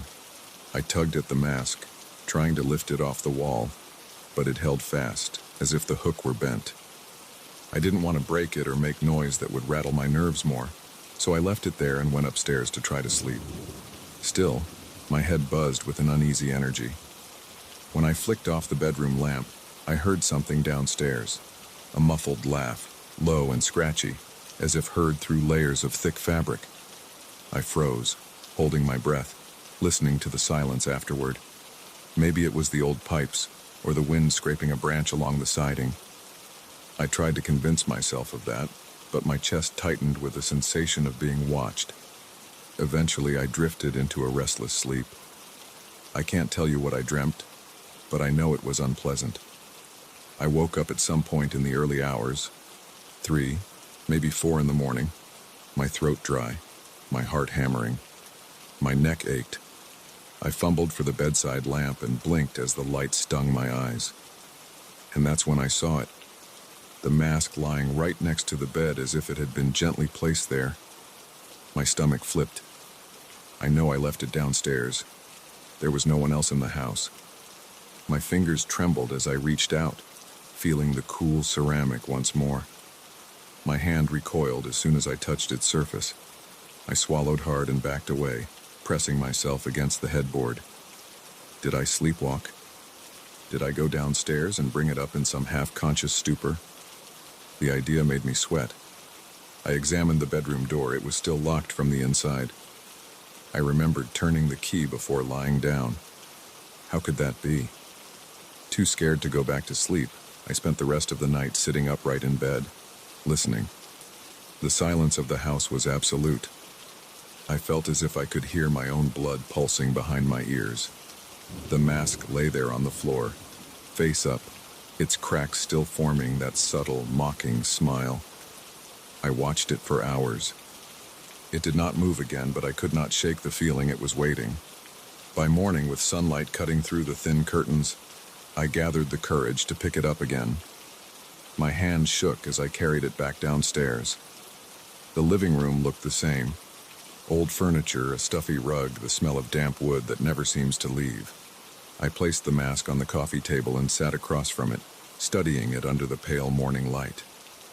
The cracks were more pronounced now, and they traced delicate patterns around the eye holes. If I looked long enough, I began to see something like character behind that vacant stare. It felt as if the mask was sizing me up. I needed answers. I rummaged through the old papers in the study, my aunt's faded letters, receipts from decades past, handwritten notes that mentioned nothing of a mask. I found a few Polaroids tucked in a drawer. My aunt in her younger years smiling next to people I didn't recognize, everyone dressed in old-fashioned clothes. In the background of one picture, I spotted something hanging on a wall, a shape that could have been the mask or something very similar. In another photo, a group stood around a large, ornate wooden box. Their faces were grim. The mask was not visible in this one, but I sensed a connection I couldn't prove. I tried to push the worry aside. I made lunch, chewing slowly, barely tasting the food. The mask remained on the coffee table. I could see it from where I sat in the kitchen. It was like having company, an unwelcome guest who never speaks, but always stares. I cleared my throat, half expecting an echo. Nothing. Only that tense silence. When dusk came, the tension in my chest returned. I decided I'd had enough. I took a spare sheet from a closet and draped it over the mask. The fabric settled over it, swallowing that eerie grin. Out of sight, out of mind, I told myself. Perhaps I could leave this place tomorrow, find a buyer who wouldn't ask too many questions. I went upstairs and prepared myself for another long night. My limbs felt heavy. I tried to read, but my eyes kept drifting to the doorway, expecting a soft scratch or a stifled giggle. Eventually, I turned off the lights. I lay there in the darkness, my heart thumping. For a few minutes, nothing happened. No noises, no shifting shadows. Just as I began to hope I might fall asleep, I heard it again, that muffled laughter. I shot upright, my breath catching. It sounded closer this time, on the other side of the door. I grabbed a flashlight and crept into the hallway, the floorboards creaking under my bare feet. Downstairs, the living room was dim. The sheet I had draped was gone, folded neatly on the armchair. The mask hung once again on the wall, though I don't remember putting it back there. Its cracks had deepened, forming a network of lines that curved into a manic grin. I aimed the flashlight at it, my hand shaking so badly the beam wobbled. Then I saw the mask's surface ripple just slightly as though its ceramic skin were alive. I stumbled backward, knocking into a side table and sending a vase to the floor with a dull thud. Panicking, I tried to breathe slowly, to think clearly. Maybe if I took it outside and buried it or smashed it to pieces, no. The idea made my stomach knot. Some instinct warned me that destroying it wouldn't solve anything. It wanted something. I could feel that desire emanating from it.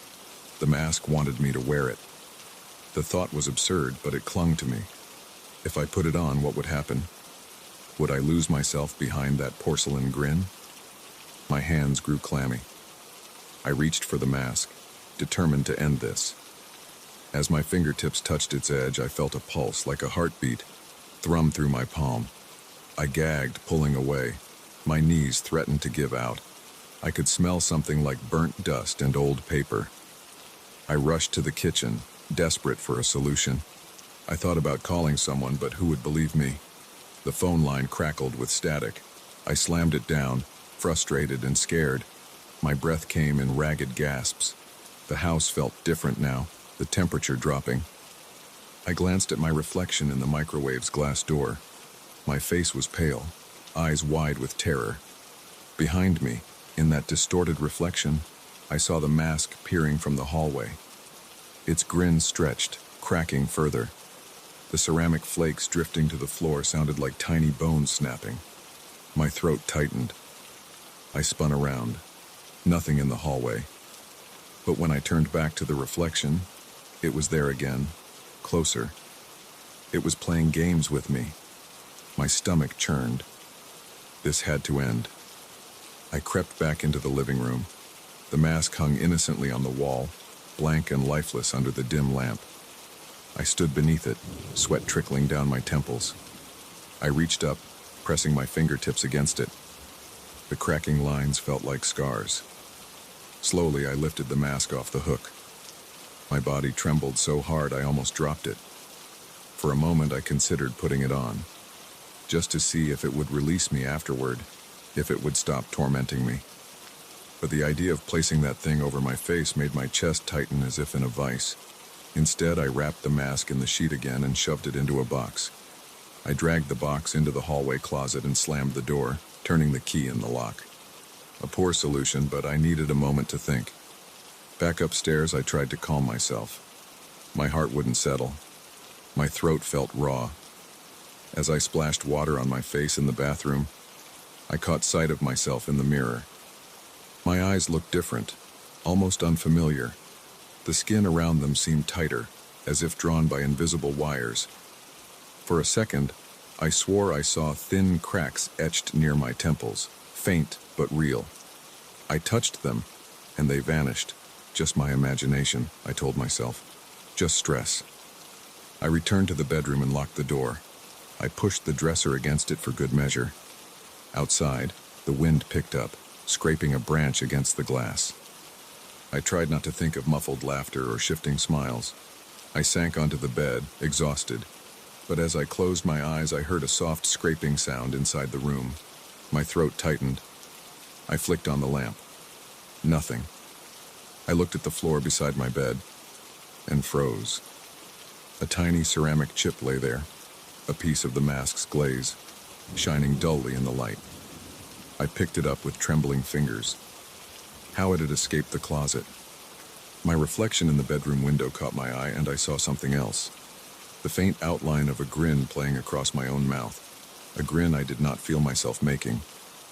I tried to straighten my lips, to frown, but my cheeks twitched as if pulled by invisible strings. I dropped the chip, and it landed with a soft click on the wooden floor. I still can't fully explain what this means. But as I sit here, trapped inside these old rooms, I know that the mask is not done with me.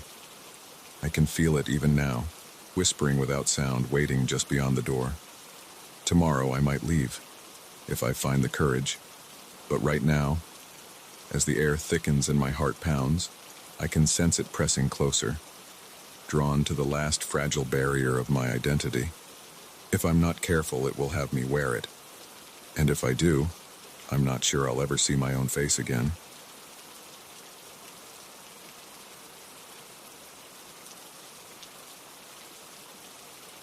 I first noticed it late in the evening, a little past midnight, when the only light in the living room came from the street lamp outside. I was resting on the old armchair near the fireplace, the cushions still smelling faintly of stale tobacco and damp wood, trying to calm my nerves after another restless day. The silence had settled around me like a thick blanket, and I remember the uneasy warmth of my own breath inside my nostrils. That was when I caught a movement at the corner of my vision, something dark shifting across the far wall. I turned my head sharply, my neck stiff from hours of tension. There should have been nothing there. The lamp in the corner was off, and the curtains were drawn, leaving only that weak golden light from outside. No one else was in the room. Yet I saw it again, a black shape sliding smoothly along the surface of the white plaster, as though cast by a figure standing between the wall and a light source that didn't exist. A shadow without a body. I stood slowly, my knees tight, a slight tremor in my fingertips. I tried to approach it. Each step I took caused the floorboards to whisper low creaks that I could feel in my teeth. As I moved closer, the thing receded, not disappearing entirely, but slithering into the dimmer corners, flattening itself into angles and edges like it belonged there. It reminded me of a scared animal, flinching from my approach but refusing to vanish. When I reached out, running my hand over the smooth paint on the wall, I found nothing. I'd come to this old house about a week earlier, after inheriting it from an uncle I barely knew. I'd planned on staying just a few nights, sorting through the papers and furniture, seeing what might be worth keeping before I put the place on the market. It wasn't a grand estate, just a single-story home at the end of a narrow road in a sleepy town. The kind of place that feels slightly too old, with walls that hold memories better left undisturbed. Still, I had nowhere else pressing to be, and I had told myself I could endure a bit of discomfort. It was on the third night that I first spotted the shadow. Before that, I had sensed something odd, a lingering scent of old varnish and something metallic, the way the air tasted dry in my mouth even when it rained outside, and the way my skin prickled whenever I passed through the hallway leading to the living room. There was also that antique mirror I found in the storage closet, an oval frame, chipped at the edges, with a faint cloudy swirl at its center. It made my reflection seem off, as if the glass refused to show my face properly. I'd leaned it against a corner wall for now, unsure what to do with it. After my first attempt to confront the shadow, I spent the remainder of the night seated in the armchair, every muscle tensed. Occasionally, I would catch a quick slither at the edge of my vision, a dark fluid line drifting across the far wall. Each time I turned my head, it darted away, hiding behind shelves or slipping beneath the outline of furniture. If I rushed toward it, it faded instantly, and when I tried to shine my flashlight directly at it, the beam cut through empty space. No shape, no silhouette. Yet, as soon as I settled back and turned my gaze elsewhere, it would appear again, closer than before. Exhausted, I tried to sleep, but it was hopeless. Each time my eyes drooped, the feeling of a presence, something watching, jerked me awake. My body felt damp with sweat. My heart refused to slow down. Eventually, as dawn approached, I forced myself to do something practical. I marched into the small kitchen, washed my face with cold water, and boiled some coffee. The coffee tasted bitter, metallic on my tongue, but it steadied me. I decided to explore the house in daylight, hoping that I might find some clue. The morning sun bled through the curtains, revealing dust motes and old furniture that needed cleaning. I examined old shelves, creaky drawers, piles of papers left behind by my uncle. Nothing explained what I had seen. Still, the mirror caught my attention. It was older than the rest of the house's decor. Carved into its wooden frame were strange patterns, curving lines and small notch-like symbols that I hadn't noticed before. I ran my fingertip over them, feeling shallow grooves. It left me uneasy, so I covered the mirror with a sheet and placed it face down against the wall. The rest of the day passed quietly enough. I tried to rationalize the night's events. Perhaps the flickering of a passing car's headlight, or a trick of tired eyes. I even considered leaving the house, but I wanted to finish sorting through everything. I tried to rest that afternoon. I lay on the couch, listening to the wind rattling the window panes, and nearly dozed off. That night, the tension returned the moment the sun dipped below the horizon. I prepared myself, a flashlight in hand, a lantern lit near the door, and my phone's weak light as backup. I waited in the living room, my throat dry, knees bent slightly, ready for anything. For a while, nothing happened. Just silence. and my own pulse drumming in my ears. Then I caught a glimpse, the shadow sliding out from behind the covered mirror. I swear it emerged from beneath the sheet, like ink seeping through fabric. This time it moved more boldly, tracing a path along the wall above the fireplace.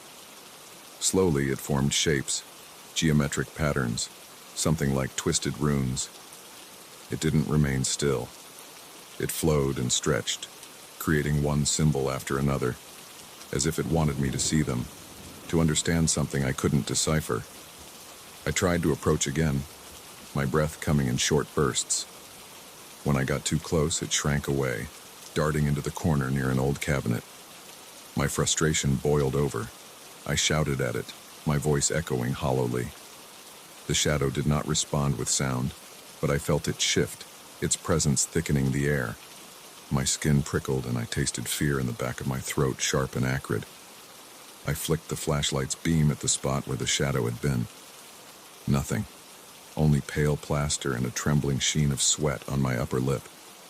I realized something then. It followed me when I turned my back. I tested this, stepping away, pretending to ignore it. With my peripheral vision, I watched the darkness slide across the wall, inching closer, curling around door frames and shelves, trying to position itself behind me. Every time I spun around quickly, it pulled back. It was toying with me. I needed a new tactic. I thought about the mirror. If this thing was connected to that old piece, if it had somehow awakened when I uncovered it, maybe I could force it back or at least understand it. Heart pounding, I approached the spot where I'd placed the mirror face down. Keeping my eyes partly averted, I knelt, gripped the edges of the frame, and slowly tilted it upright. My arms shook as I removed the sheet. The mirror's surface was dull, almost foggy, as if it trapped a thin layer of dust between the glass and the world. I tilted it to catch any available light. Behind me, I heard a faint scraping sound, like a fingernail on wood. I turned the mirror to face the wall where the shadow had been lingering. Perhaps it would reflect it, reveal its source. But as I watched the glass, I saw only my own silhouette. Then something else flickered there, a ripple of black ink, a shape slicing across the reflection's background. I slammed the mirror against the floor, rattling the boards. My breathing was ragged. The shadow scattered for a moment, fleeing into the darkness near the ceiling. I was drenched in sweat now. The lantern's flame wavered, and the sudden dimness made my stomach lurch. I could feel the weight of the house pressing down on me, the old wood and plaster soaking up my fear. I considered leaving right then, just grabbing my keys and driving away. But I needed to be sure. What if it followed me? What if it lived in reflective surfaces, lurking behind me whenever I turned off the lights? I had nowhere to go but forward, so I decided to cover every reflective surface I could find. I draped sheets over the mirror, over the few framed pictures, even the TV screen. I searched drawers until I found a cracked hand mirror and placed it face down in a box. Without reflections, I hoped, it would have nowhere to hide. For a few minutes, I felt safer. I moved slowly around the room, keeping my back close to the wall, listening for even the slightest shift. The silence was profound. Then, out of the corner of my eye, I saw it again, faint but unmistakable, moving across the ceiling now, upside down and elongated like a shadow cast by a low flame. It stretched into impossible angles, forming jagged symbols that made my stomach twist. I raised my flashlight and aimed it upwards. The beam struck the plaster, and for a moment I saw tiny scratch marks, shallow grooves in the paint, as if something had etched lines there when I wasn't looking. My heart thumped painfully. It was carving its presence into the house. My chest tightened. I shouted again, my voice cracking. Still no answer, just a long whispering sound as the shape retracted, leaving behind faint marks that I could feel with my fingertips, grooves that spelled something I couldn't comprehend. I knew I had to leave. I grabbed my jacket and stumbled toward the front door, nearly knocking over a stack of old newspapers. Outside, the air was cold and sharp. I sucked in big gulps, trying to calm the shaking in my legs. The street was empty. Just the distant hum of a car far away and the rustling of leaves. For a moment I considered not returning. But the papers, the mirror, the house, this was all my responsibility now. I was afraid of what I might unleash on someone else if I ran, so I waited outside until my breathing steadied, then forced myself back in. Inside, I found the lantern's flame had died. I lit it again, carefully. The shadow wasn't immediately visible. I walked around slowly, whispering curses under my breath. The walls seemed normal, except for those faint scratches near the ceiling. By the time dawn approached, I felt hollow and feverish. My heart still pounded, and every muscle ached. Now it's morning again. I haven't slept. The covered mirror leans in the corner, silent but heavy with meaning. I don't know how to rid myself of this presence. It hasn't harmed me, hasn't touched me, but I can feel it draining something from me. The comfort of being alone in my own skin. I see slight movements when I least expect them. A corner of shadow bending along the baseboard, a flicker in the reflection of a window pane. I'm leaving today, but I suspect it might follow. Even now, as I look at my phone's black screen to check the time, I catch a glimpse of something shifting behind me, folding itself into impossible shapes. I can feel the weight of eyes that aren't eyes lingering on my back.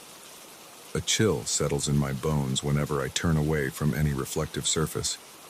I don't know what it wants or why it chose this house. I only know that it's not gone. The marks on the walls remain. The memory of its silent presence will travel with me. And next time I catch my reflection in some random storefront window, I'll look carefully for that flicker of darkness sliding along the edges, waiting for me to turn my back.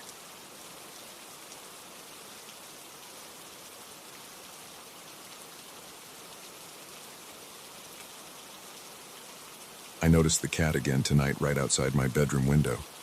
I was lying in bed, breathing hard, unable to sleep, when I saw its shape glide across the patch of dry grass near the back fence. The motion caught my eye because it was too smooth, too silent. Usually cats make some noise, a scratch on bark, a faint rustle of leaves, or at least the soft tapping of paws on soil. Not this one. This one drifted, barely touching the ground, as if guided by an invisible hand. And then those eyes, faded, almost colorless like washed-out marbles, turned toward me, drilling through the glass. My heart gave a jolt, and I sat up, gripping the edge of the mattress. I tried to focus on my breathing, but I felt my chest tighten. The cat stared, unblinking. There was something off about it. The whites of its eyes were fine, but the irises were pale, drained, as if the animal had bled all color into the night. I swallowed, tasting bitter saliva. I didn't move for a long moment, hoping it would lose interest, but it didn't. It was there yesterday too, and the day before. Always at twilight. Always watching. I'm not from here, I should say that. I inherited this old place after my uncle passed. No children, no close family besides me. I moved in a few months ago, figuring I'd fix the creaky floors and the cracked wallpaper, then sell it. The house is older than I realized. Every step I take inside brings a moan of protest from the wood, and every door handle has a dull brass finish that seems to stick to my fingers. Still, I thought I could handle it. But since that cat showed up, the house feels stranger, like it's not entirely mine. I got up and walked to the window, pressing my forehead gently against the cold glass. The back porch light barely reached the edge of the yard, but I could still see the cat's silhouette. "Go!" I hissed, rapping my knuckles on the window. It didn't budge. Instead, it tilted its head as if trying to understand me. My spine prickled. I was done with this weird game. I rushed down the hallway, flipping on the lights, heading for the kitchen door that leads out back. I didn't bother with shoes. Outside, the air smelled of damp leaves and old wood. My bare feet touched the rough concrete step, and my stomach churned. I expected the cat to run when it saw me. I wanted that. But when I stepped into the yard, it remained still, perched near the fence with its tail curled around its paws. I closed in, arms raised, trying to shoo it off. "Get out!" I shouted, my voice trembling. The cat blinked slowly. Then right in front of me, it vanished. I don't mean it ran away. I mean it blinked out of sight, like a light switch flicked off. One heartbeat, it was there, solid and real. And the next, nothing. My legs felt weak and I gripped the railing of the porch steps to keep from collapsing. Then I heard a faint scraping sound behind me. I turned, and there it was again, perched on the opposite corner of the yard, observing. I felt my mouth go dry. I backed away slowly, one hand groping for the door handle. Inside, I locked everything. Doors, windows, even the old pantry latch. I was breathing fast, my mind spinning. I tried to think logically. Maybe I was hallucinating. Maybe the dim light played tricks on my eyes. But deep inside, I knew something was very wrong. The cat had moved in ways no normal animal could. It felt like it was not just watching. I had the unsettling sensation it was studying me. That night I barely slept. I tossed and turned in bed, feeling clammy sweat coating the back of my neck.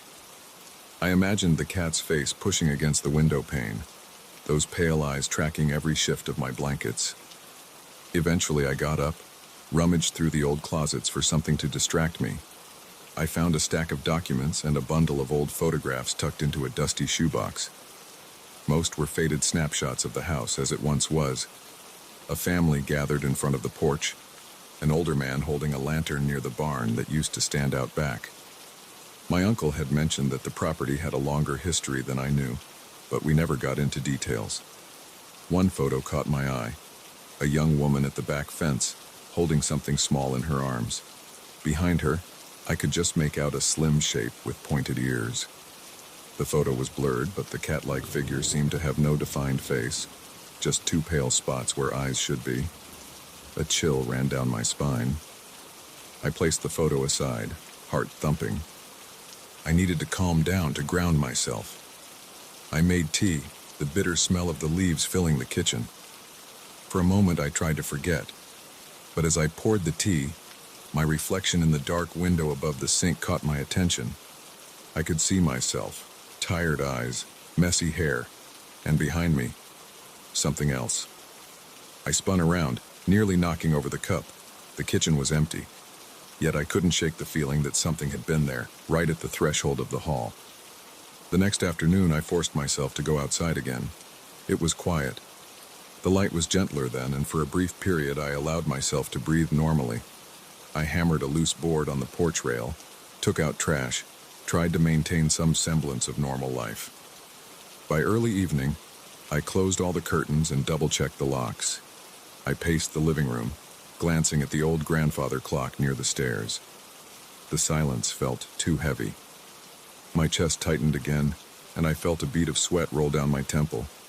Suddenly I heard a scratching sound, soft, like nails on wood. It came from the hallway leading to my bedroom. I swallowed, stepping lightly on the creaking floorboards. Each step sounded like a harsh whisper warning me to turn back. I reached the bedroom door and pressed my ear to it. Silence. Holding my breath, I turned the knob and entered.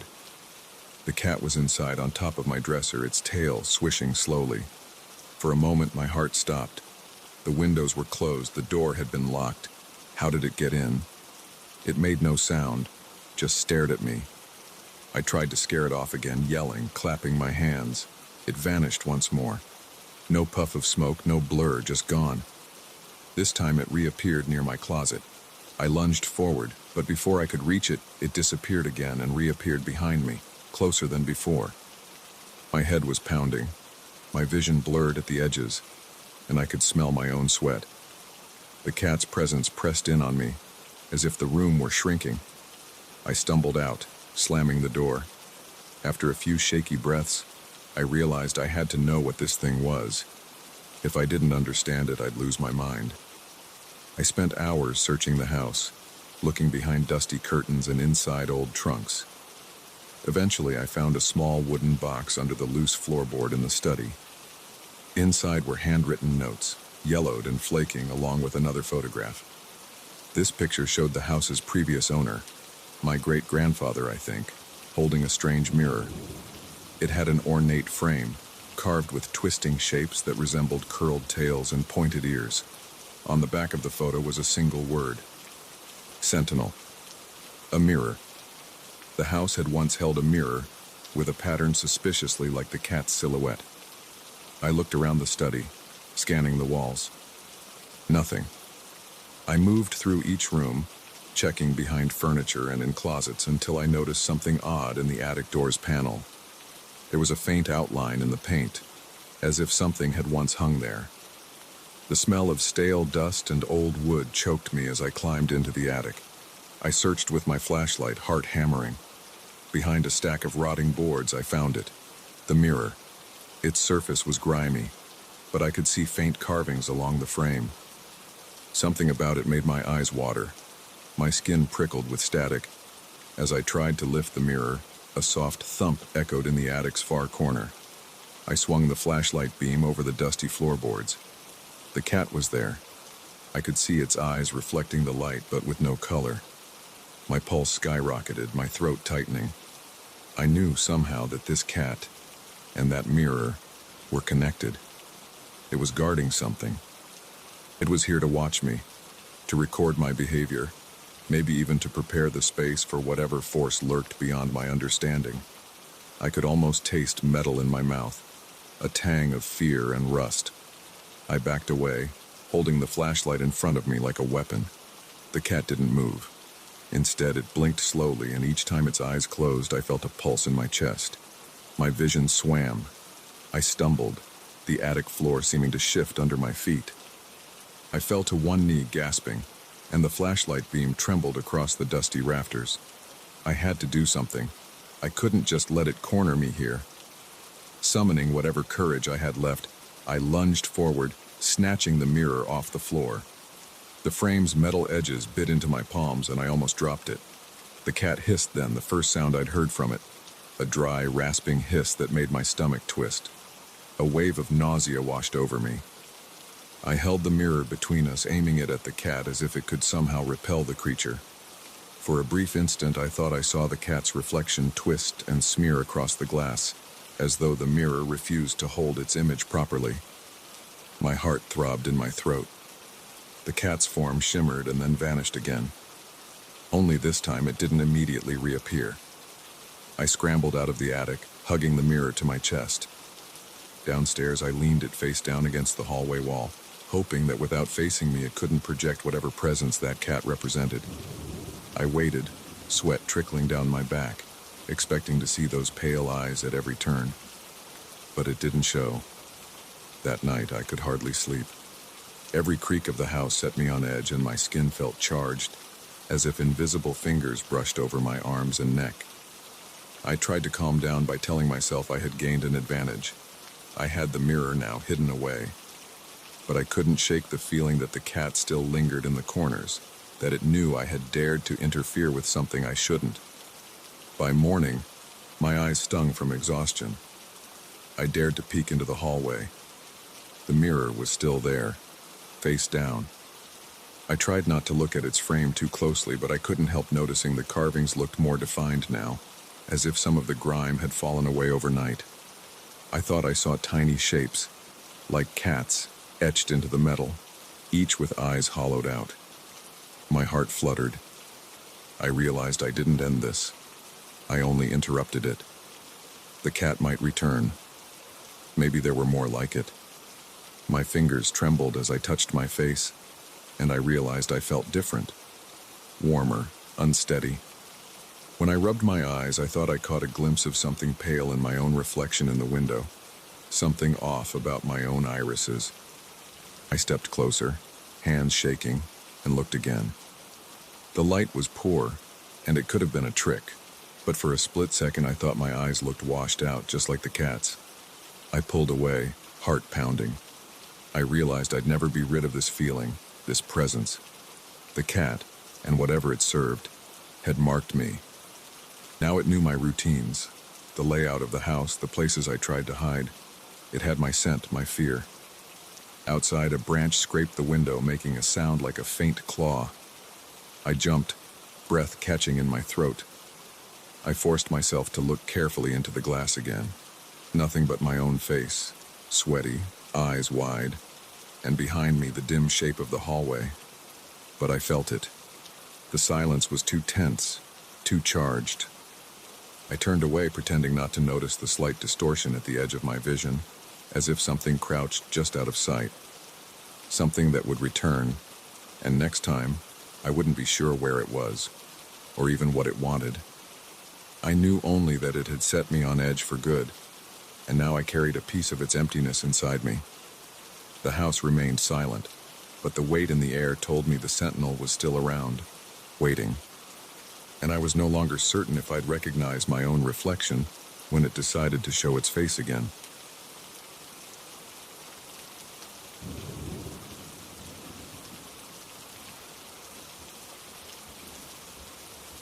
I remember the first time I noticed it, like a subtle tremor at the edge of my perception. It was around 2 ou 3 de manhã, I think. No, probably closer to 2. I had just settled into my armchair after a late shift, too awake to sleep, too tired to do anything productive. There was a low hum in my apartment, the kind you only hear when everything else is dead silent. I was about to drift into a kind of half-sleep when I heard the faintest vibration against my front door. The sound was soft at first, like fingertips skimming the wood, but then it turned into a series of dull thuds, spaced out and careful. I sat up, heart pounding, and strained to listen. No voices, no footsteps, just that quiet, insistent tapping. My apartment's tiny hallway felt suddenly narrower. The overhead light hummed, casting a weak, yellowish glow over the peeling wallpaper and the scuffed floorboards. The building was old and I'd gotten used to creaks and rattles, but this was different. It felt aimed at me. After a few minutes, I got to my feet and approached the door. My shirt stuck to my back, and I realized I was sweating. I pressed my ear against the wood. Nothing. I grabbed the doorknob, took a breath, and opened it fast, hoping to catch whoever was out there. Empty. Just the corridor that connected the row of apartments, stretching to the left and right, dimly lit by a single overhead bulb. At the far end, near the stairwell, there was an old mirror mounted on the wall. It belonged to the building, though I never understood why it was there. Its frame was ornate, chipped, and the glass always looked a bit clouded. Still, no sign of anyone. I stepped out just enough to peek around the corner. Nothing. I shut the door, locked it, and tried to relax. But that night I hardly slept. I kept thinking maybe I'd imagined it. After all, I was tired, and lately I'd been stressed about money. This apartment was supposed to be a short-term rental, a cheap place while I got back on my feet after losing my previous job. Instead, I'd ended up staying longer than intended. Months, actually. Maybe too many months. The place felt like a trap. The neighbors came and went, rarely saying hello. Sometimes I wondered if anyone else even lived here. The walls were thick, and I rarely heard the usual sounds of life. The next night was quiet. The night after that, too. Just when I thought it was over, I woke around 2 in the morning to that same vibration. A tapping, then something heavier, like a dull knock muffled by cloth. I jumped out of bed this time, heart in my throat. I didn't open the door right away. Instead, I pressed my ear close and listened. The wood felt cold against my skin. I could hear breathing, or maybe it was the old pipes, then a sort of scraping sound as if someone were dragging their feet on the other side. Slow, measured steps, shuffling back and forth. My chest tightened, and I pulled away. I must have stood there, hand hovering near the lock, for a good 5 minutes. At some point, the noise stopped. Once again, I flung the door open, adrenaline making my pulse hammer in my ears. The corridor was empty. Same dim light, same silence. I glanced at the mirror. In its dusty reflection, I looked pale and uncertain, but alone. There was nothing to see. Nothing. I tried to brush it off as stress, or a prank. Maybe some neighbor was drunk and lost, knocking on wrong doors. But it happened again, and again, always around the same hour. Each time I grew a bit braver, or maybe just more desperate to end the mystery. I began to lean my ear against the wood longer, breathing quietly, waiting. That's when I started to hear the whispers or moans. It was hard to define. They were soft but unmistakably human.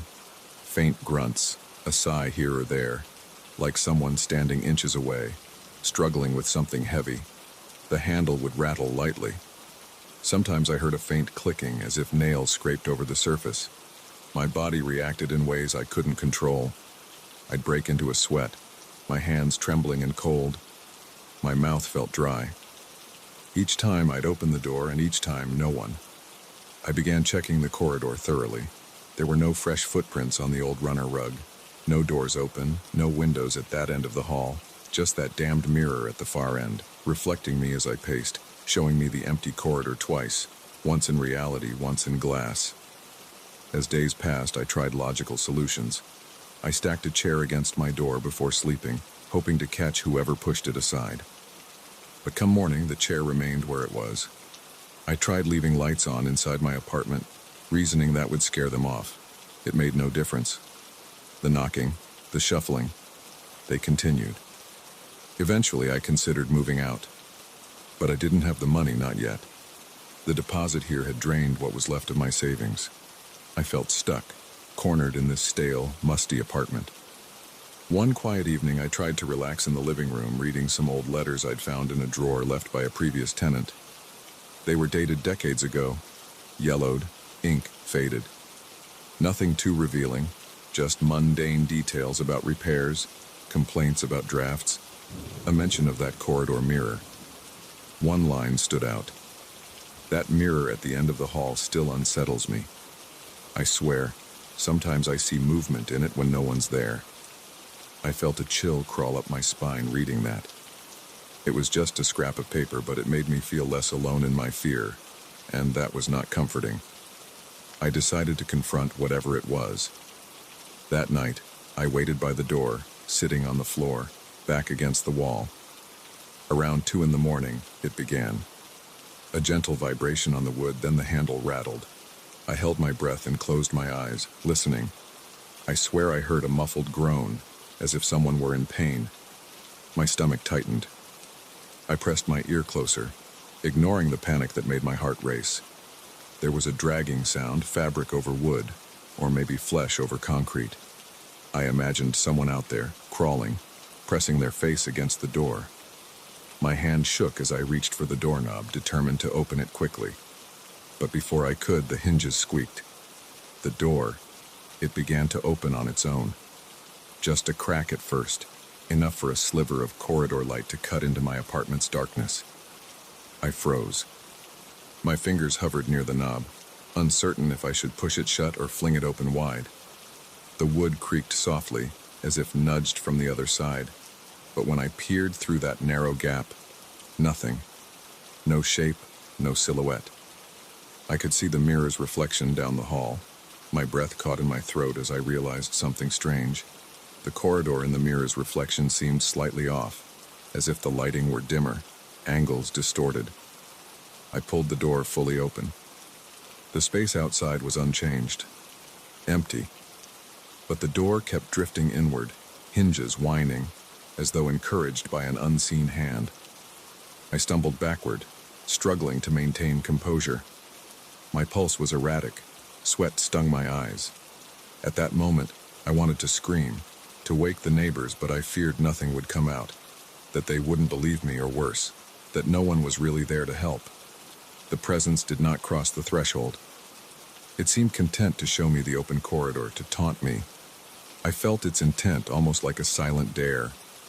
Step outside, come closer, meet me where I stand. My legs were jelly, but I managed a few steps forward until I stood in the doorway, half in, half out.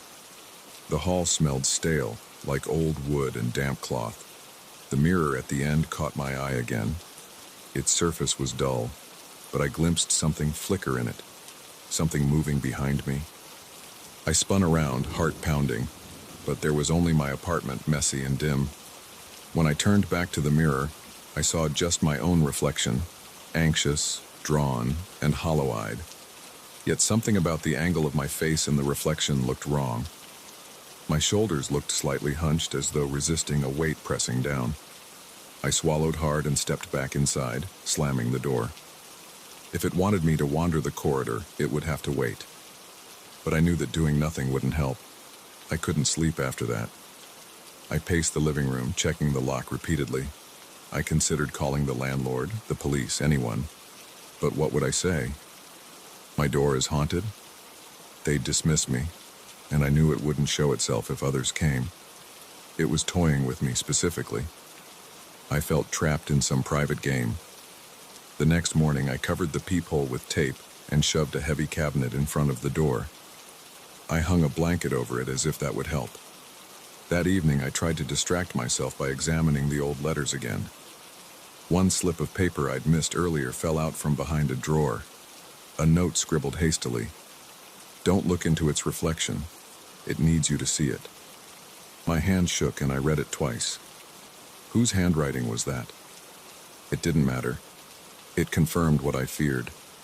The mirror in the hall played a role in this. Was this thing using the mirror to watch me or to lure me out? When night came, the knocking returned. Soft at first, then more insistent. I cowered behind the cabinet, but the door rattled, hinges squealing. I pressed my palm to the wood, feeling the vibrations run through my arm. I knew it could open again on its own. My temples throbbed and sweat trickled down my spine. Each breath was shallow and uneven. The fear was worse now that I understood there might be an intention behind it, something malignant waiting to be acknowledged.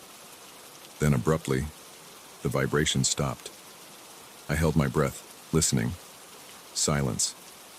I dared to move the cabinet aside, just enough to peek. The door stood firm and closed.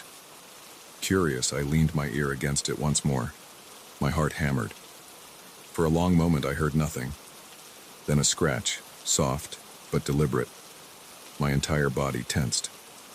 The handle rattled, and before I could react, the door creaked open a few inches, all on its own. My throat went dry. I had to face it. I had to see what was out there, or else I'd go insane. Pushing the door open, I stepped into the corridor, my legs unsteady. The hallway was empty but felt alive with tension. At the far end, the mirror waited. My steps echoed faintly. I approached, step by step, until I stood just a few feet from the glass. My mouth was salty with fear. I looked into the mirror. There was nothing beside me, no figure lurking in the corridor. Yet as I stared, I saw my reflection's eyes shift, just a fraction of a second, like it wasn't mirroring me perfectly. My reflected self stood too still, the mouth slightly parted as if to speak. A shiver coursed through me and I backed away, refusing to look further. I rushed back to my apartment, slammed the door, locked it, and pushed the cabinet back in place. Now, I can't sleep. I sit here with every light on, heart still racing. My skin feels different, more sensitive, like I'm being watched from every angle. I swear I see something move in my peripheral vision, especially near reflective surfaces.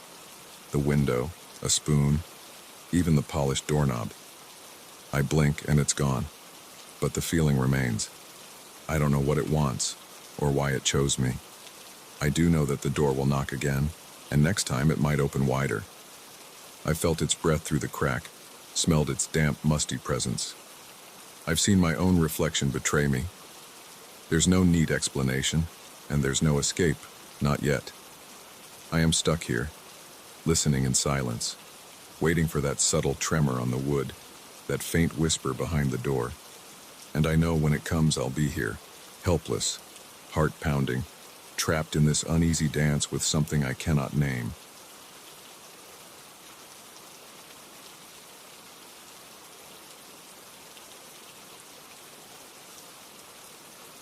I grip the edge of the wooden bench beneath me and realize my palms are damp with sweat.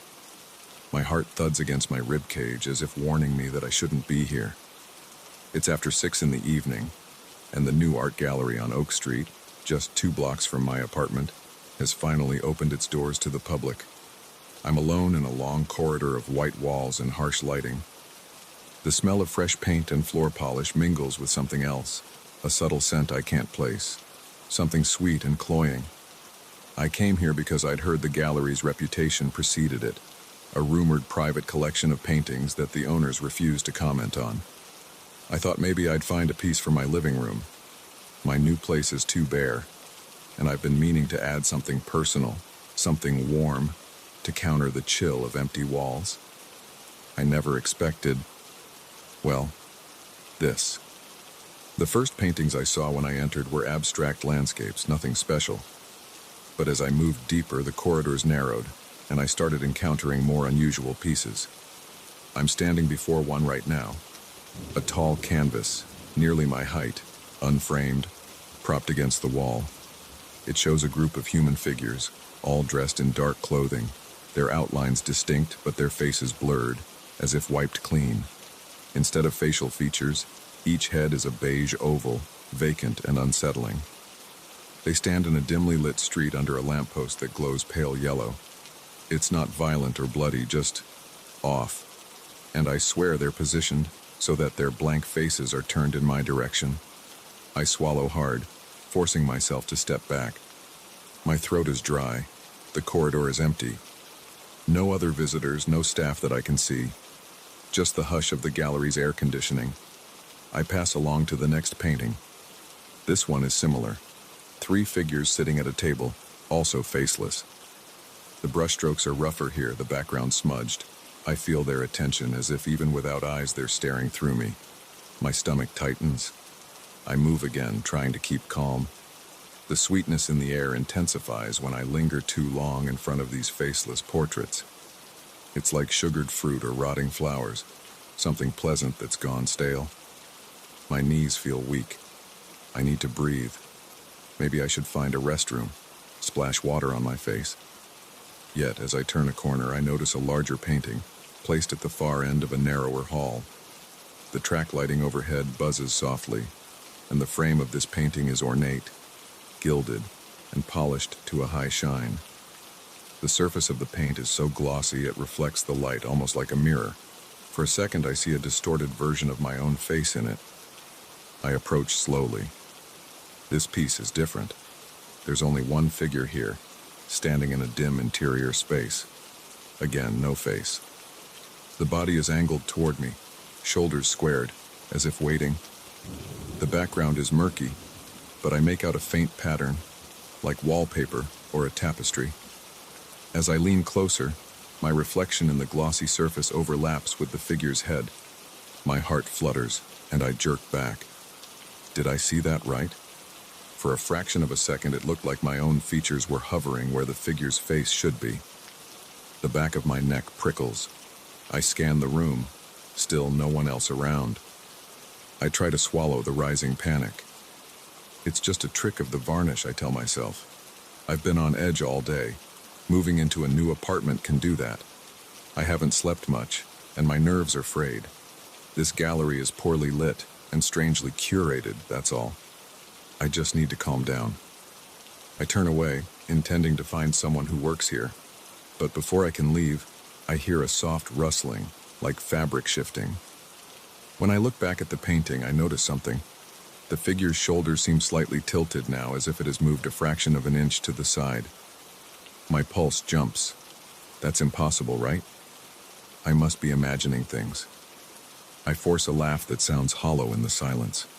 Maybe I should head to the front desk, except I'm not entirely sure where the entrance is now. These corridors keep bending. The building looked modest from outside, but inside it feels larger, more complex. The scent of that sweet perfume follows me as I backtrack, trying to remember the path I took. I pass the series of smaller paintings again. My pace quickens. Something is different about them now. Previously, they all had blank ovals for faces. Now, in the corner of one canvas, I swear I see an eye. Just one eye painted in careful detail, a brown iris flecked with amber. It stares out from what used to be a featureless head. I rub my eyes, thinking I must be hallucinating. When I look again, the eye is still there. I move on, terrified to linger. Another painting. Previously, 3 faceless figures around a table. Now, all 3 have eyes. 6 gleaming orbs track me as I hurry past. My breathing becomes ragged. The smell grows thicker, a sugary fog clinging to my nostrils. My legs feel heavy. I catch a glimpse of one painting's frame trembling, as though shaken by an invisible hand. I blink, and it stops. But now I swear I can hear a faint hum coming from the walls. I need out. I turn a corner expecting to see the lobby or some kind of exit sign. Nothing. Just another row of paintings, each more unsettling than the last. Eyes appear everywhere now, disembodied, hovering in the blank spaces of painted faces. They track me, glistening with wet highlights, their pupils dilating as I pass. My throat constricts, and I feel dizzy. I press a hand against the wall to steady myself. The paint on the wall feels slightly warm, almost pulsing under my fingertips. "Hello?" I manage to call out, my voice cracking. "Is anyone here?" No answer. My heart pounds louder. It must be a trick. Some bizarre art installation, maybe hidden projectors casting illusions. But why can't I find anyone? Where are the other visitors? Where's the front desk? I remember the main corridor had a door near the front. I try to retrace my steps, passing the reflective painting again. This time I avoid looking directly at it, but even in my peripheral vision I see something that makes my skin crawl. The figure inside that painting is no longer alone. Another shape stands beside it, also faceless, but with two painted eyes turned toward me. I break into a half run, my footsteps echoing on the polished floor. My chest tightens with panic. I stop in front of a painting that I'm sure I haven't seen before, a small canvas with an ornate frame. The frame's gilded carvings look like twisted vines. Inside, two eyes hover in a dark void, no body attached. I feel the urge to cover the painting with something, to hide those eyes. I look around, hoping to find a cloth or even a brochure rack. Instead, I find a low table with a single pamphlet. I grab it.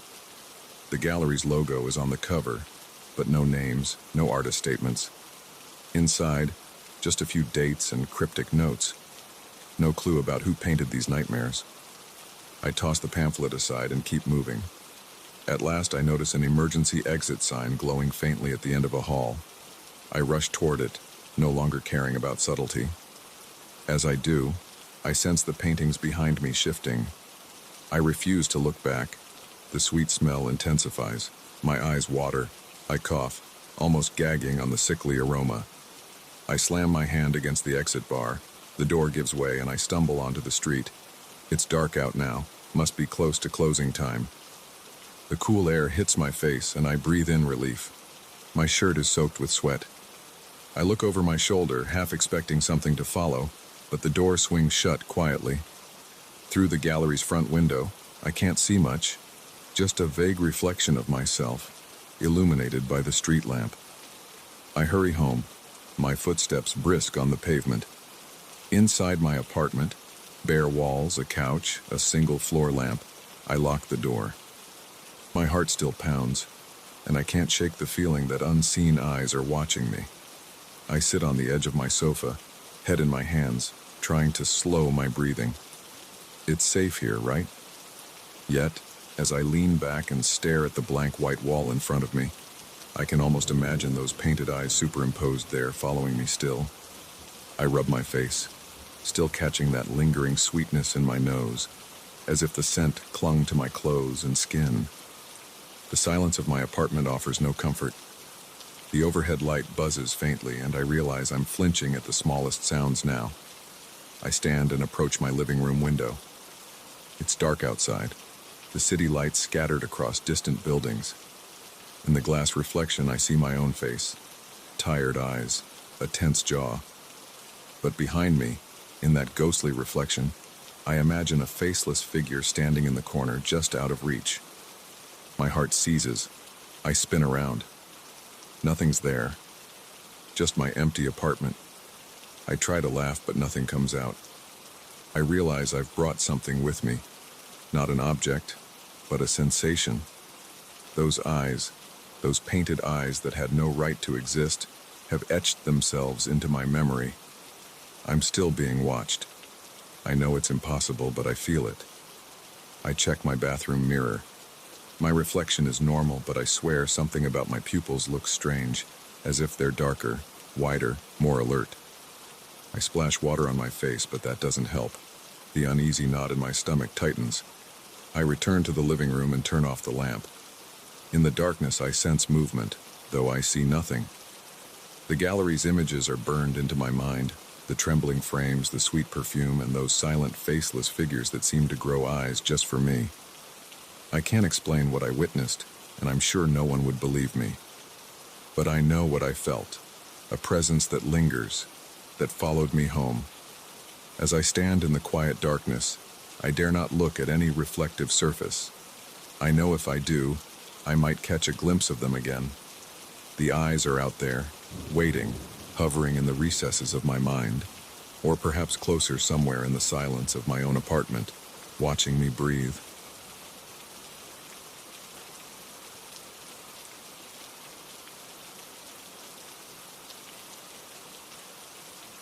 I notice it again on a Thursday night. I've barely kicked off my shoes, my back still sore from dragging that half-broken printer at work, when I catch the silhouette shifting in my bedroom window. It's faint, like a smudge of breath against the glass. I blink, rub my eyes, and that's when I see it. On the other side of my bedroom window, instead of the familiar sight of my own reflection, or the view of the street lamps from outside, there's a dimly lit room. A stranger's room. And it's not empty. I freeze, standing in the doorway of my bedroom, one foot still on the worn hallway carpet. The room beyond the glass looks old. Early 20th century, maybe. There's a heavy wooden table, thick legs carved into lion paws. A high-backed armchair upholstered in deep green velvet stands near a corner. The wallpaper is faded, mottled with brownish stains. The light is weak, coming from some kind of candle or an old lamp, casting trembling shadows. And in those shadows I see people. Well, shapes that look like people. They stand too still, as if painted. At least 3 figures, maybe more, all slightly out of focus, like I'm viewing them through warped glass or a veil of mist. My mouth goes dry. I hesitate, heart thumping, and step closer. The figures don't move, but they are there, waiting. I can't make out their faces. Something is off about their outlines, heads tilted, shoulders bent at strange angles. I reach for the window latch instinctively to see if it's open. It's locked, and I mean locked in a way that feels permanent.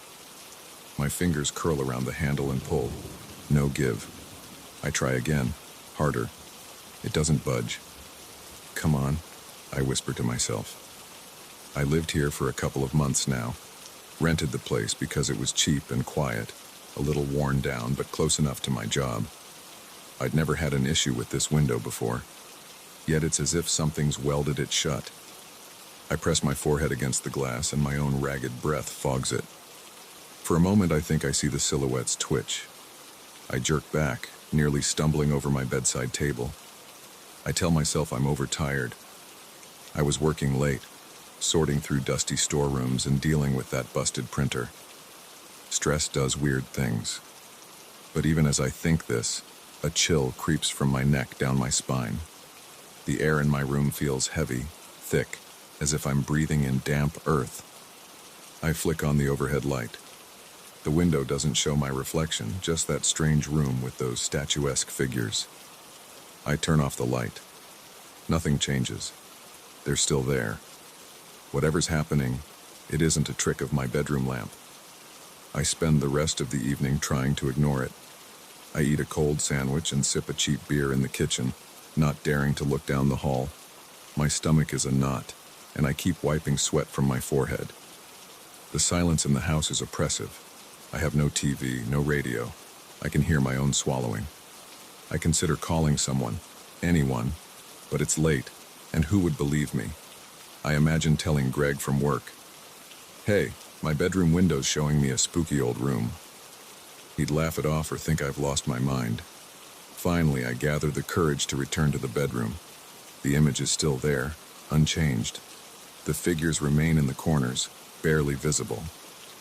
I approach the glass slowly, and I notice something. One of them, a taller shape, seems to wear lace gloves. Delicate black lace stretching along thin, pale arms. Another seems to have a face covered by a translucent veil, so fine that I think I can see hollow eye sockets behind it. My heart flutters, and I have to steady myself against the wall. I try something else. I tap the glass softly. There's no response. I lean in, focusing on my own heartbeat drumming in my ears. Suddenly, I swear I hear something on their side. A soft rustling, like fabric shifting. I back away and climb into bed, pulling the blanket up to my chin. I sleep with the lights on that night, drifting in and out of a restless doze. The next morning, the window is back to normal. Just my reflection, the curtains hanging limp and the pale morning sun coming through. I laugh at myself. Maybe I dreamed it. Maybe I was half asleep. I get ready for work, not thinking too much about it, until I notice something on the floor by the window. A thin scrap of old paper, yellowed and brittle. I pick it up carefully. It's blank, except for a faint watermark of a floral design. I have no idea where it came from. I don't keep old paper lying around. I toss it in a drawer and head out. All day at work, I can't focus. I keep picturing those veiled figures. That night, as I drag myself home, my eyes are gritty, my muscles tense. I step into my bedroom with a feeling of dread. The window is normal at first glance. Relief washes over me. But as I kick off my shoes and approach, the glass darkens again. The familiar reflection fades as if someone dimmed the lights behind the pane. Within seconds, that antique room flickers into view once more. My chest tightens. I can see the figures more clearly tonight. They're closer. Not by much, but enough that I can see the faint pattern on one's dress, floral lace. Another figure's veil seems thinner than before, revealing a mouth that's slightly open, as if inhaling. I can't help it. I shout at them. My voice cracks. "What do you want?" My words die against the glass, muffled and pointless. The figures stand silent, motionless. My heart hammers. I try the latch again, fingers sweaty, pulling and shaking until my arms ache. No movement. I grab a chair and wedge it under the handle as if that would help.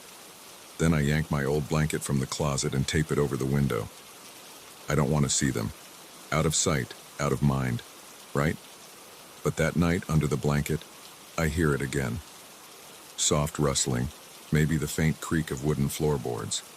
I don't sleep. I lie awake, feeling my pulse in my temples, imagining what's on the other side. On Saturday, I try a different approach. I bring home an old hammer from the toolkit I keep in the kitchen drawer. Standing before the window, I rip off the blanket and raise the hammer. But something in that image stops me. The figures are even closer now. One of them stands directly behind the glass, so near I can almost distinguish eyes behind the veil. Dark, steady eyes that seem to stare straight into me. The hand with the lace glove is pressed lightly against something on their side. I can't tell if it's a wall or another pane of glass. My hands shake so badly I can't get a good grip on the hammer. The idea of shattering the window suddenly feels insane. What if breaking it lets them in? That's the core of my terror. I sense that opening this window or breaking it would merge their world with mine. There's no reason for me to think this, but I know it, deep in my gut, as certain as gravity. If I open that window, they'll slip into my room, rearranging the air and my sanity. They don't want my life, they want my peace. They want to tether me between these two rooms, my cheap rented bedroom and their old dusty parlor. They want to ensure I never rest easy again. Over the next few days, my attempts at ignoring them fail. I drape towels, sheets, even a heavy quilt over the window, but none of it can erase the knowledge that they're there. I start sweating at random times, my palms damp whenever I step foot in the bedroom. I try sleeping on the couch in the living room, but that only makes me more jumpy. I swear I hear footsteps in the walls now. I wake up gasping, tasting metal on my tongue, my heart rattling my ribcage. I try calling the landlord. No answer. I leave a frantic voicemail about the window being stuck. I try telling a coworker that my place is giving me nightmares. He shrugs and suggests I move. I think about leaving, but where would I go? I paid a deposit I can't afford to lose. Besides, the idea of leaving that window behind, still connected to me somehow, feels wrong. Like if I run away, they'll follow. Don't ask me to explain. It's just something I feel in my bones. By the fifth night of this madness, they're so close I can smell something through the glass. An old, musty perfume, sweet and rancid at the same time. My stomach twists. I gag, pressing my sleeve to my nose. The figures almost fill the window now. The lace gloves rest against the inside of my glass pane. I can see the veins under the thin skin of their wrists. One figure tilts its head slowly, and I gasp, stumbling backward. They can move. They can move. I'm drenched in sweat. My legs shake and a wave of dizziness washes over me.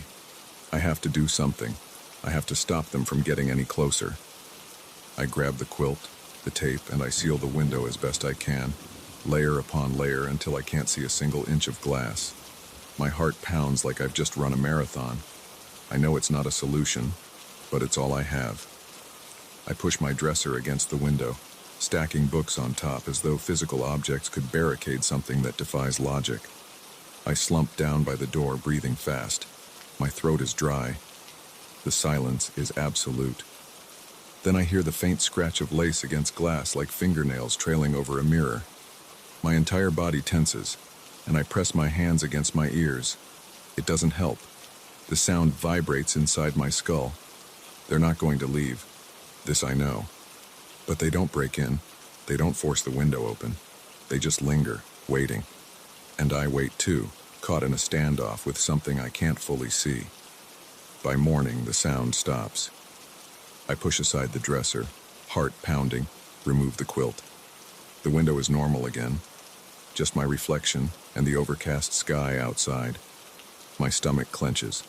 I can't tell if it's relief or dread. I notice my reflection is pale, thinner somehow. My eyes look sunken as if I haven't slept in weeks. I lean close, and for a split second I catch a flicker behind my own image, something pale and veiled, standing right behind me. I spin around. Nothing's there. I try to shake it off, but the feeling clings to me. When I touch the glass, it's as if my fingertips sink in just a fraction of an inch too far, like the surface isn't solid. I yank my hand back. There's no visible change, but I can't deny what I felt. I haven't left this house yet. I should. I might. But I'm here tonight, my heart racing at every creak of the floorboards, every whisper of the wind. The window is normal right now, but I know that can change. When I close my eyes, I see their silhouettes etched into my eyelids. When I swallow, I taste dust and old perfume. I keep checking my reflection, searching for signs that I'm still myself. And each time I look, I think I see something else behind my shoulder, a faint shape, a waiting presence. They didn't need to kill me. They just needed to show me the other side of the glass. I sense that the boundary is weakening. And one day, maybe soon, I'll open my eyes and the window will show me that strange room again. Maybe then, without warning, they'll be inside, without breaking a latch, without a single spoken word, just quietly stealing the calm from my life, leaving me trapped between two worlds I barely understand. I stand here, trembling, wondering if I'm already halfway there.